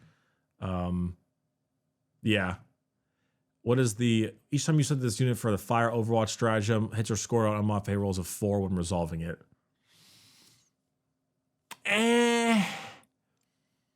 Nah, not selling me. Not selling me on this one. They're kind of tanky a little bit, but they're like 30 points maybe, but they're not going to be 30 points. They're going to be like 60 points. And it's all about the price point. The fact that you can take 2 of them in a squad, it's not too bad. And that makes the Overwatch stratagem a bit better, but it's a little iffy. Little iffy. Might be okay with like the Talon on the top of like a building or something. If you can even go up there, I'm not quite sure. Hunter. Oh God, these funny weapons. The Sky Spear Missile Launcher. Anti-fly 3-up, devastating wounds heavy. 10-3 D6 plus 2 shots. Each time this model makes attack with the Sky Spear that targets a monster vehicle, they attack hit is scored on a 2-up. So this is basically just a classic case of, hey, what's up? It's an aircraft on a 2, on a 3, bam. Could hit really hard with D6 plus 2 damage. AP3. That's kind of hilarious. I think it's still going to be bad though. These one-shot things always end up being poor because it's just so inconsistent. The Stalker though, maybe Icarus Storm Cannon, anti-fly 2-up, 6 shots at 712, and then Skyfire protocols. Each time that this model with the you target this model with the Overwatch stratagem, just after an enemy unit that can fly starts or ends a normal advance or a fallback move when resolving the stratagem, in addition to shooting that enemy unit, you can up to 3 additional enemy units within 24 inches of this model that can fly. This model can also shoot at each of those targets with its Icarus Storm Cannons, provides an eligible target, but when doing so, modified roll of 6 requires score hit. Okay, so it's just a little bit of extra. Okay, that's not so bad. That scared the hell out of me. Oh my goodness. So you can fire up to up to 4 units if they all have fly within 24-inch range of the Stalker, but they only hit on 6s because it is fire Overwatch. But they wound very, very well with anti-fly 2-up. It's a bit more of a tech choice. If we become like a more aircraft meta, I could see it happening, but at the moment, it's all right. It's okay. The Whirlwind. Oh boy. Vengeance Launcher. D6 plus 3 shots. Blast, indirect, 822. It's actually not bad. That's actually pretty all right for indirect fire, especially. With Oza Moment, that might actually be quite terrifying. In your shooting phase, after this model is shot, if one or more of those attacks made with the Whirlwind Vengeance Launcher scored a hit against the infantry, you must take a battle shock test. That's fine. So long as it doesn't reduce my movement and my charges and my advanced rolls like the Thunderfire can does, this is not that terrible. This seems to be a genuine, like, damaging artillery unit, which is fine. Predator. And it's a Predator. 4 shots. Rapid fire 2 with the autocannon. Huh, interesting. Okay. 913. Each time a model makes a ranged attack against a target infantry unit, improve the AP by 1. Oh, all right. Might actually be a good reason to run like the autocannon instead of the, what was it, twin las cannon? Oh, wait, no, it always has the autocannon. That's right. Put some heavy bolters on its side sponsons. You might actually have a pretty solid little unit right here to kill infantry. What's the toughness? T10? 11 wounds? Okay. It's a little bit better than normal tank. Annihilator. Reroll a damage roll of 1 against monsters and vehicles. Twin-linked Predator las cannon, which is just 1 shot at 14, 3, D6 plus 1. It's all right. But might be good if you roll like triple up las cannons. But 1 shot, it's 1 shot. I don't trust 1 shot. I never trust 1 shot. The Gladiators, yes. Laser Destroyer, 2 shots. See, 2 shots. At 14, 4, D6 plus 3. Ooh, that hits. It's really good. It hits really good. And then what does it have on the sides again? It has 2 storm bolters, which can be replaced with Fragstorm grenade launchers, which are fine. Just little extra bits. Each time a small set to shoot, you can reroll 1 hit, a wound, and 1 damage. It's pretty solid. Gladiator Lancer is actually a decent looking anti-tank platform. Yeah. What about the Reaper? I love the Reaper. Twin heavy onslaught Gatling cannon. 12 shots with twin linked. It's actually pretty good because of the devastating wounds ability on the twin linked. Will probably get you a lot more with the full rerolls to wound. Might actually get you some good mortals. This twin heavy onslaught Gatling cannon has the sustain hits 2 ability when targeting infantry. Oh, wow. With 12 shots? So what is that? On average, it hits with 12, which means 2 will be 6s on average. And hitting on 3s means you'll drop 4. So out of the 8 that you land, 2 will be 6s, which means you'll get 12. So it has like 100% accuracy if you roll average. It's pretty good, which means with twin linked, you're probably going to be getting like 3 or 4 mortals instead. Oh, not bad. Actually hits quite hard. That's got a good amount of shots. Nice. Oh, wait, what's the Tempest Bolter do? Rapid fire 4. 411. And it has 2 of them. So it's actually got 8 more shots at 411, up to 16 more shots at 411 within 12 inches. That's not bad. This guy actually really will eat infantry alive like before. And then there's the Valiant with the twin Las Talon that gets 2 shots. Why does it get 2 shots instead of the other? Because GW hates Predator tanks, that's why. Makes an attack against the closest eligible monster vehicle, add 1 to the hit roll. That's also very good. Can also be, it has also 2 multi-meltas as well. And there's strength 10 multi-meltas also. They're better than the other multi-meltas. Huh. Yeah, that's a solid anti-vehicle platform. Yes, sir. Ah, the Vindicator. What a lovely little tank. The Demolisher Cannon, D6 plus 3, 14, 3, D6. That's pretty good. When making ranged attacks with the it has a 2-up save too, and it's T11. Oh, nice. When making a ranged attack with Demolisher Cannon, the small can target enemy units within engaging range of it. In addition, when making ranged attacks, the small does not suffer the penalty for hit rolls while being engaged in range. Ah, so you can ram the enemy with it and then still fire at them because of the shield. That's pretty good, actually. That makes you want to be more aggressive with them, which is quite fun. Ah, the Land Raider. Yep, you can still charge after it makes a normal move in disembarking, which is pretty good. 10-inch move, get them out, charge. Classic Land Raider stuff. Nice, nice. All right. Pretty standard. We were looking at him a little bit earlier. No firing decks, though. The Crusader has Hurricane Bolters, which is rapid fire 6 and twin link. Does it have 2? It does. 2 Hurricane Bolters that get 12 shots within half, and they're twin linked naturally. Pretty good. Also the Assault Ramp. The Redeemer, Salamander's favorite. D6 plus 3 shots with each Flamestorm Cannon. 622. That's pretty good also. Assault Ramp as well. Not bad, not bad. The Repulsor has the Las Talon and the Repulsor Defensor Array, which is 18 shots, my lord, at 401. In addition to the Onslaught Gatling Cannon. Wait, what the hell? Okay, I'm assuming that the Repulsor Defensor Array is just the 9,000 guns it had attached to it, all built into one profile, which is 18 shots at 401. Holy hell. Emergency Combat Imparcation. Once per turn in your opponent's charge phase, after an enemy unit has selected targets for its charge before making its move, select 1 Astartes unit that was selected, provides not within engaging range, and every model is within 3 inches of this transport. It can be embarked in its transport. Okay, so they have to like be surrounded and they jump back in. T12, 16 wounds, heavy onslaught Gatling cannon. God, this thing has so many shots. So many shots. 30 shots on that. And then, what does it have? 3 more on the twin heavy bolter. Good lord. That thing really hits. And then the Executioner, we've actually already seen its weapons, the Macroplasma Incinerator. The defense array is actually lower. It has fewer attacks overall, But that's probably because it has all of these extra heavy stubbers, extra weapons, and can also take the heavy laser destroyer, which is just 2 shots at absolute murder. And it also says each time this model makes an attack that targets a unit that is below half strength, add 1 to the hit roll. Hence the rule Executioner. That's kind of fun. You know, you want to finish off a unit. That's kind of fun. Might not be that great overall because of the normally I thought you would lead with the Executioner, but that's fine. Oh, the Rhino, the humble Rhino. T9, 3 wounds, 10 up, 3 save, 10 up wounds, whatever.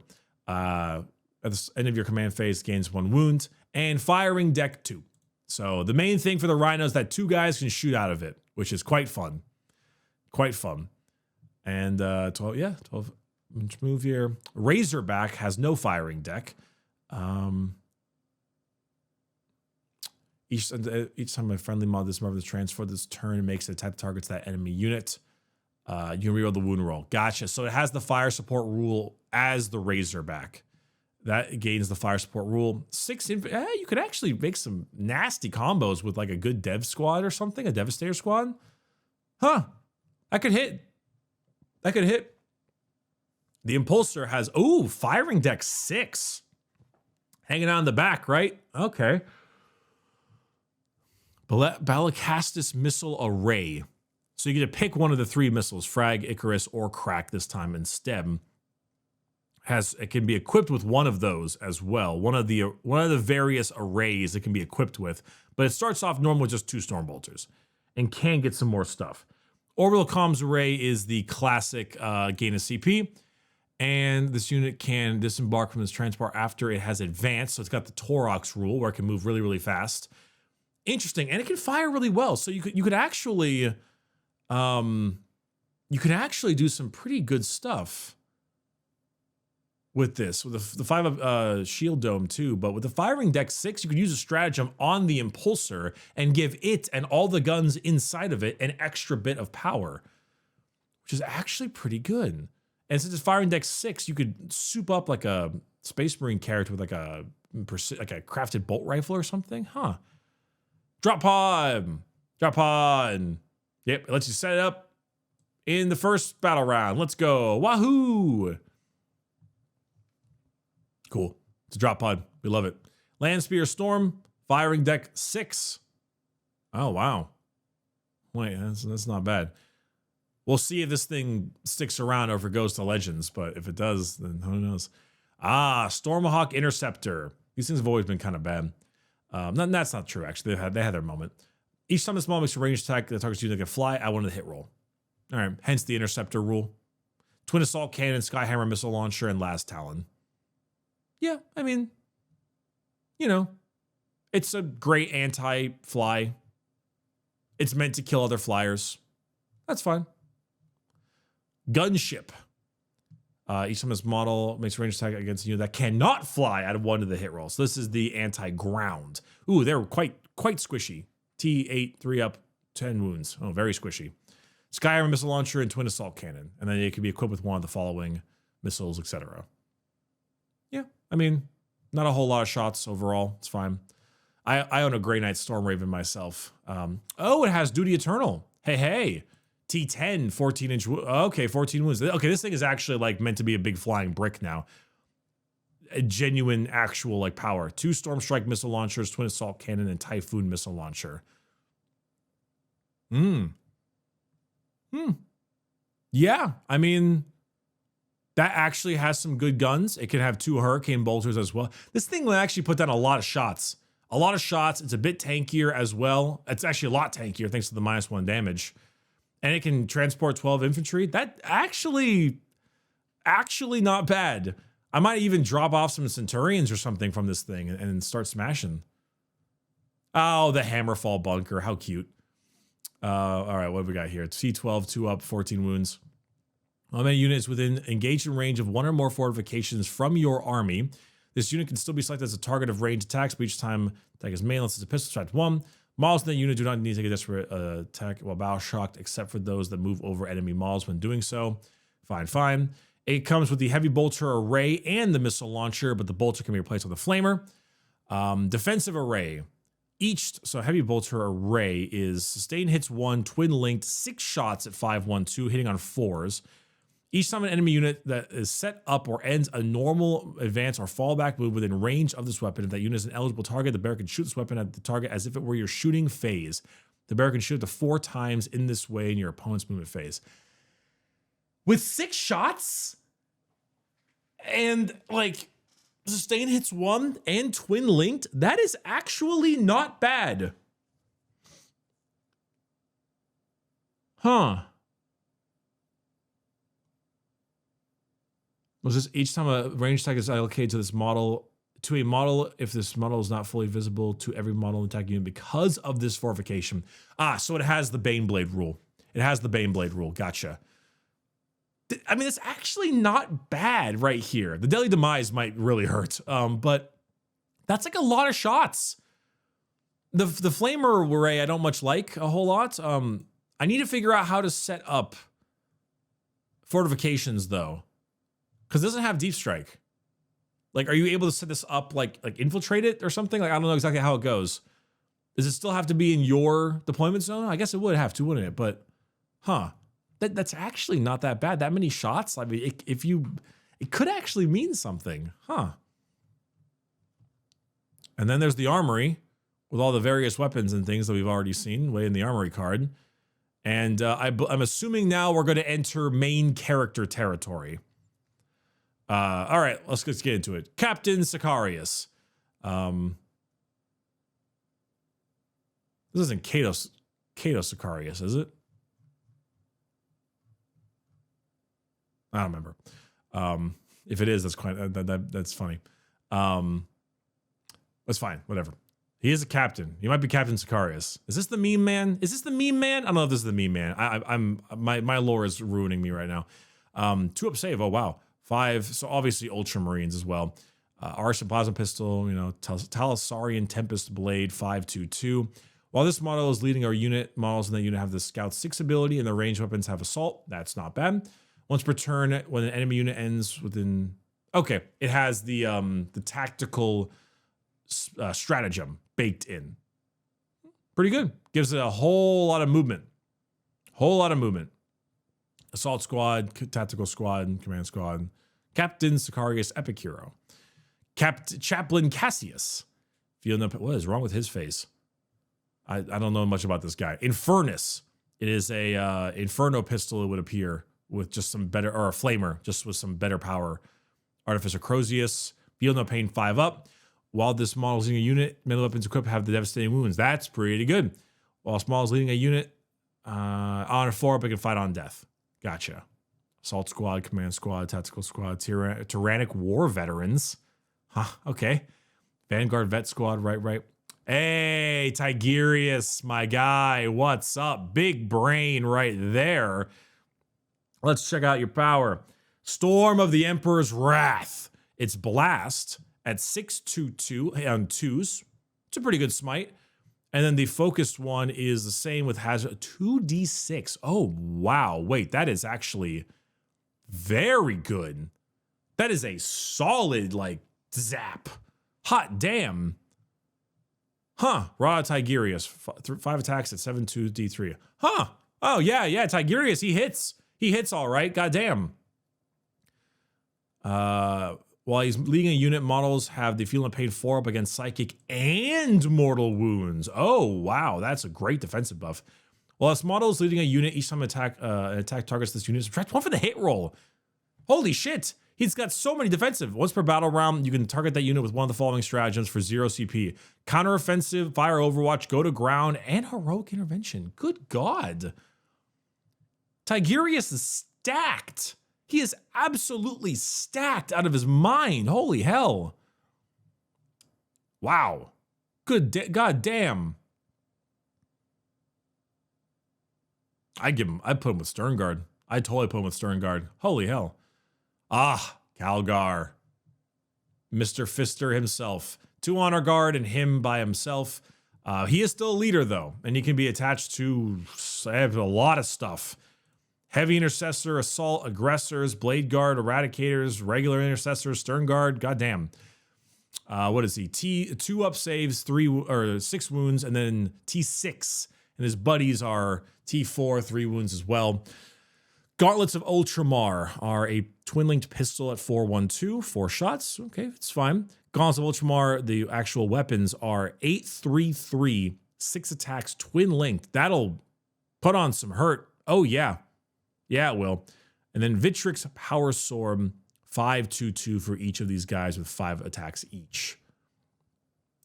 While this model is leading a unit, the unit can shoot and declare a charge in which turn in a turn in which it advanced or fell back. Oh, he has all doctrines on at once, just not the stratagem ability.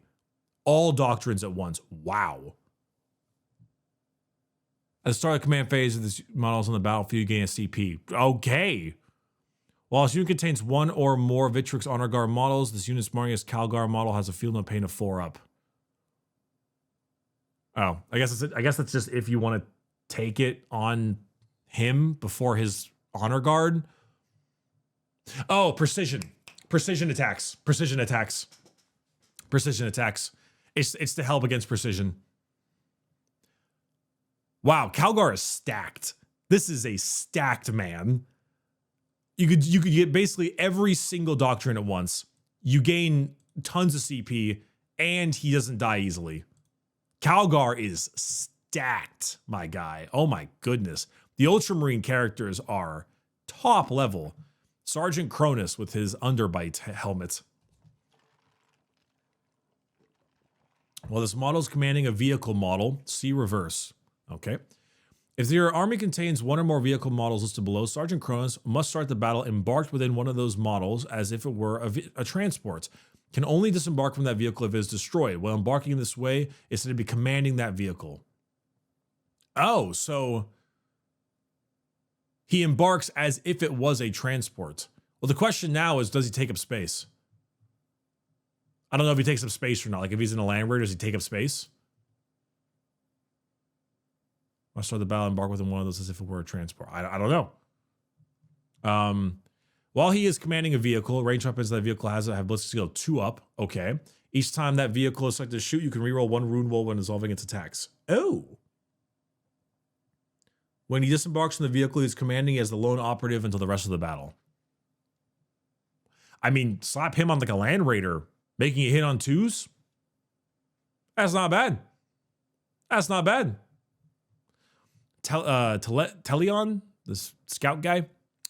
Infiltrators, leader, scout, 6 inches, and stealth. Quietus, precision, 2 shots, 423. Oh, that's pretty good. The models leading this unit. Improve the OC of models in the unit by 1, and each time they can attack, add 1 to the hit roll. While this model is leading a unit, select each time that unit is selected to shoot or fight, select 1 of the following abilities to apply to weapons equipped by models in that unit to the rest of the phase. Lethal hits, precision, sustain hits. And he's with the scout. Okay. I mean, if he joins a scout sniper squad, he can just go with lethal hits, and because they already have precision. But if he goes regular scout squad, can the scout squad take like actually good guns though, like heavy weapons maybe, or like just special weapons, so I could get precision on plasma maybe? He seems good. He seems decent actually. Like if you want to go hard into scouts, he would be an auto include, but I don't know if you want to go hard in scouts. Tyrannic War Veterans. Oh my God, these models. Holy shit. It's all just anti-Tyranid stuff. That's really funny. Okay. Oh, hey, Uriel, you and your horrible haircut, despite your books apparently being decent. Invictus, 2 shots, 412. Sword of Idius. Sustain hits 1, 622. 6 attacks. Oh, not bad. While this model is leading a unit, you can target this unit with a stratagem, even if the stratagem has already been used in another from another unit in that phase. In addition, the smallest unit can still be selected to target stratagem. Hey, well, battle shocked. All right. You still have to pay for the stratagem though. During the declare battle formation step, if your army includes this model, select 1 infantry unit from your army. That unit gains deep strike. Okay. Just any infantry, huh? For my army, not even the one he's leading. I mean, yeah. Mr. Gilliman himself.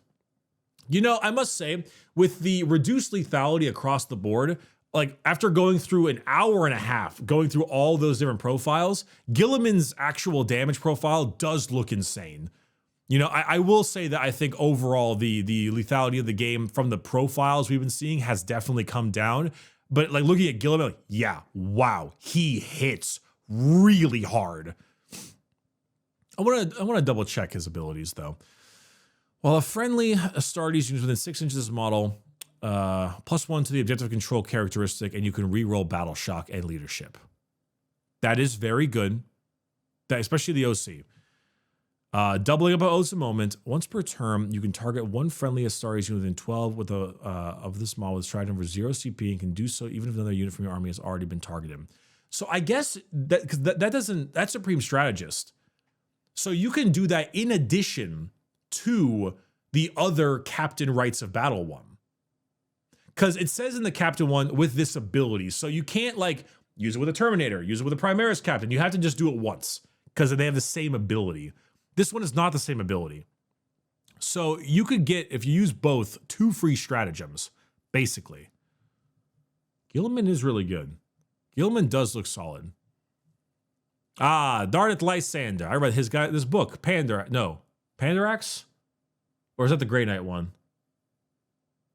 I read his book. When he gets lost in the warp and he has to like survive and he has to like make a pact with a demon or something like that whole thing. It's like something Arax. 2 up save, T5, 6 wounds, 4 up invul save, 5 attacks at 10-3-3. The Fist of Dorn hammer, very powerful hammer. Icon of Obstinacy. While this model is leading a unit, each time an attack targets that unit, if the strength characteristic of that attack is greater than or equal to the toughness characteristic of that unit, subtract 1 from the wound roll. Okay, so when they're attacking himself, it's -1 to wound for the most part, if it's above them. Once per battle at the start of any phase, this model can use his ability. If it does until the end of the phase, this model has 2 up invul. Okay, that's his big shield. Just for him, though. It's only for his model, so not too crazy. You mix him with Terminators, of course, yeah. Torgaradon, the most converted model of all time, minus maybe Abaddon. Artificer Gravgun, 2 shots at 5-1-2, cool. Hand of Defiance, 5 attacks at 12-2-2. Huh, that's not as good as I thought it would be. Normally that fist just absolutely crushes. While this model is leading a unit, ranged weapons equipped by models in that unit have the lethal hits and ignores cover ability. That's pretty good. Classic Imperial Fist stuff. Each time this model makes an attack that targets a monster vehicle or fortification, improve the strength, armor, and damage of the attack by 2. Oh, there we go. Okay, there it is. That is great for the grav gun. 4 damage grav gun. Wow. And the fist goes to strength 14, AP 4, damage 4. All right, that's what I was expecting. That is far more what I thought would happen. Far more. Okay, sick. Damn, that's actually really nasty. Hey, Pedro Cantor, let's go. Crimson Fists. Doran's Arrow. Rapid Fire 2, sustain hits 1. 2 shots, 5-1-2. It's fine. Fists of Retribution, 8-3-3. Pretty good. Good punch. 6 up, feel no pain. Nice. Once per battle at the start of either player's command phase, add 1 to the attack's characteristic of weapons equipped by models in this model's unit. Wait. When it does, until the end of the turn, add 1 to the attack's characteristic of weapons. Weapons. Not melee. Both. Ranged. Command Squad, Stern Guard Veteran, and Tactical Squad. I mean, 10-man tac squad with like 2 las cannons turning into 4 las cannons? Add 1 to the attack characteristic of weapons. Huh. While this model is leading a unit, each time the model makes an attack, add 1 to hit roll if the unit is below starting. And okay, so same Blood of the Martyrs thing to the last. Okay. Huh. That's not bad. I mean, that's not bad at all. Huh. Neat. Okay. Iron Father, of course. He can only go with Gravis units though, but we'll see. Gorgon's Wrath, 2 shots or 3 shots, sustain hits 2. Harrow Hand, 6 attacks at 722. And then Medusa Manipuli, 2 extra attacks at 823. It's actually a chunky profile. While the small is leading unit models, and then you have the 5 up Feel No Pain ability. Damn! 5 up Feel No Pain ability on like heavy intercessors and Gravis stuff? God damn! With a big squad of heavy intercessors with unyielding in the face of the foe? That is actually, dang, that is solid. While this model is within 3 inches of a target vehicle, has the lone operative. All right, so he still has that. And then it regains 3 lost wounds and +1 a hit. So, okay, it is, instead of D3, it's flat 3 because he's fancy iron. Dang, that's good. That's really good. Though these are going to be some tanky guys. Ah, Cravan Shrike. What a cool guy. Look at that haircut. Blackout. Precision pistol, 2 shots at 512. All right. He's very fast. Not too tanky, but, you know, that's fine. The Raven's Talons. Precision, twin-linked, 7 attacks at 522. Oh, wow. Oh, man, if he gets into your unit, he's probably going to rip up whoever he's attacking. It's actually a very good profile. Deep Strike, Leader, Lone Operative, and Stealth, too. He can be mixed with the Vanguard Vet or Assault Squad with jump packs, those 2 main guys. But with Lone Operative and Stealth, you might just fly him at people. Well, this model is leading a unit. Models in that unit cannot be targeted by ranged attacks. Okay, so he gives Lone Operative to his whole unit, which is very good. At the end of your opponent's turn, if this model's unit is not within engagement range of enemy models, it can be moved back. Oh, yeah, the classic pull away. Honestly, he might be fine enough on his own. Just be kind of cagey with his movement. Be careful where you take him and then just fly him out there and just tear a leader apart. It's pretty Raven Guard. It's pretty Raven Guard. Wow. That's solid. Oh, Adrax. I love Adrax. He's such a fun model. All right, we have Dracus. Ignores cover. I'm assuming he can only lead Gravis. Oh, no, he leads regular. Okay. Ignores cover, pistol, and torrent. He has 2 up save though, 5 wounds. D6 plus, so it's D6 plus 3 flamer, basically, with an extra AP. Cool, cool. Malice Noctum. 5 attacks at 10-3. Yeah, that hits. That hits pretty hard. While this model is leading a unit, each time a model in that unit makes a melee attack, you can re-roll the wound roll. That is quite good. That is quite good. While enemy units within engagement range of this model have the OC of... Oh, really? And you can lead Intercessor and Furnace. Of course you can lead in Furnace. Assault Intercessors too. Huh. That hits. I mean, just him alone being able to reroll the wound roll is going to hit pretty hard. He'll smack. Damn, okay. Vulcanistan. Gauntlet of the Forge, fancy flamer, you know, higher strength, the whole thing. Spear of Vulcan, 6 attacks at 622, pretty classic, nothing too crazy there. 6 I feel no pain, that's nice.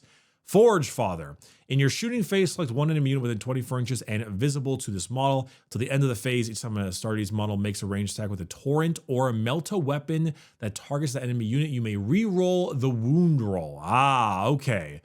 And it doesn't even have to be the thing he's leading. He can just pick something and let you all get massive flamer buffs on it.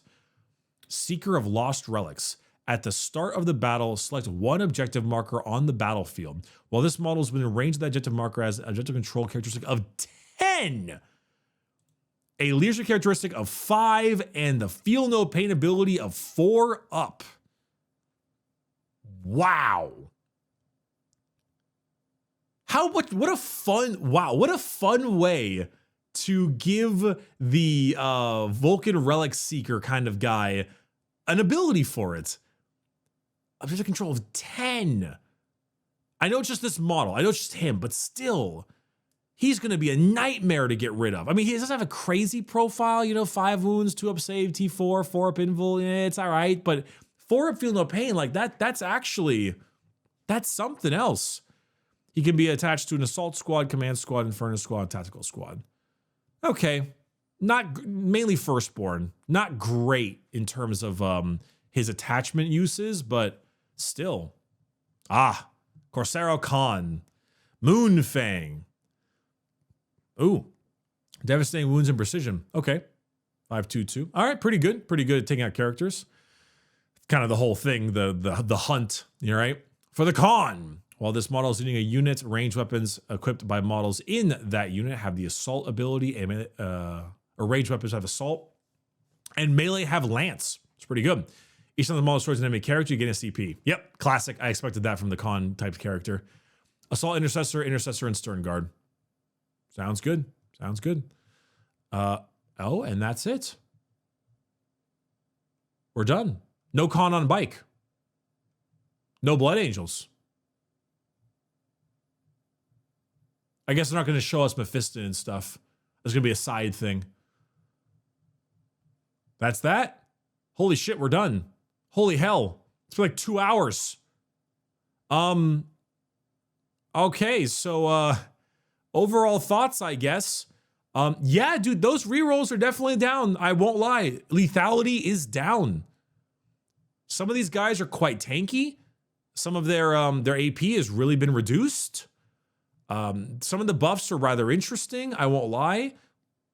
A few of the vehicles are looking pretty nasty. Some of the Ultramarine characters are juiced to the gills, though. The Ultramarine characters are nasty good. Reavers are okay. Woo, we've done it. Aggressor squads look pretty good. Terminators look pretty good. Centurions look solid for the most part. Nothing that crazy.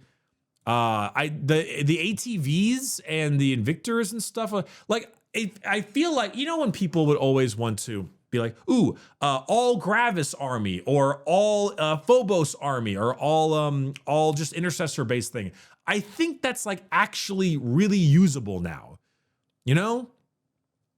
I think in a weird way, reducing customization has increased play style, which is a very bizarre thing to state. I'm looking for the heavy intercessors. Here they are. Like, by making it so that your certain characters can only lead certain units, you've effectively made it so that you have a more defined play style despite the lack of customization.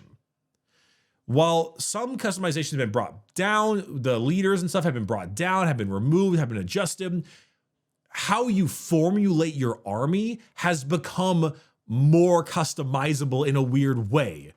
It's hard to describe. Like, you can have units operate on their own thing. You don't need to make a bubble of characters anymore. You can take two, like a lieutenant and a captain, with a squad of Phobos army and let them be your infiltrator boys and do weird stuff. And then you can have your big chunky Gravis boys and your intercessors trudging up, you know, and then you have your tank group with your tech marine working on it. Like it's got, everything has a place and a point now, where things before that just didn't look very good are better because of who they can lead. Certain units you might want to take, like, I want to take more Firstborn. This has made me want more Firstborn because of the fancy units that can only lead other Firstborn. You know, I gotta say, certain things like the regular ass Intercessor squad, right? Too far. Infiltrator, Intercessor, oh, that's heavy Intercessor. But like regular ass Intercessor squad, wherever the hell they are. Infernus. Yeah, Intercessor squad. Like these normal ass guys, I won't lie, their bolt rifle is pretty good. It hits kind of hard, but combine that with like a Primaris captain, this guy right here with also a very good bolt rifle, and the free stratagem to be used as well, and the really nice like turn on turbo mode and start murdering, like a 10-man squad of this Primaris captain with, say, bolter discipline, and just having them like really start to gun you down. Like, it's got a good combo. You know, or you can make him all melee nasty with the honor vehement, whatever it's called, with that like juice up power, or just the ability to like these enhancements that go on in the stratagems. You know, like you are building your squad for its enhancements, who it can and can't lead, and its stratagems of like, I'm actually rather impressed. There were not many things besides like some of the whatever vehicles like the Stalker and the Hunter that look like they aren't usable. Because in a weird way, the restrictions, what you are and are not allowed to put a character with, has made things more usable. You know, I don't know if I would have ever taken a Librarian and Phobos armor before, because I would always just take like a regular like Librarian or whatever the hell. But since this Phobos armor guy can only lead these kinds of squads, and they actually have very good rules for those squads, like he's might be genuinely worth running if I want to run these kinds of units. You know, like I feel like you're not handicapping yourself anymore if you have a play style you really want to work with. I'm genuinely impressed. Like I'm surprised. Everything feels, of course, points. If the things are pointed horrid, then that changes everything. Mark my words right here. All of my happiness will be drained if the points are terrible. But lethality is definitely down. Rerolls is definitely down. And everything seems like it mostly has a place. And it's interactive and seemingly kind of fun. Color me shocked. Color me shocked. Anyway, yeah, this was Space Marines. Thanks for watching, everybody. I will see you in the next one, which I think is the rest of Imperium, or maybe the rest of Chaos. I don't really, or Chaos or whatever. And then those ones I'll split up into videos. I'll make like CSM, Chaos Knights, etc. Yeah. I'm gonna take a nap. Goodbye.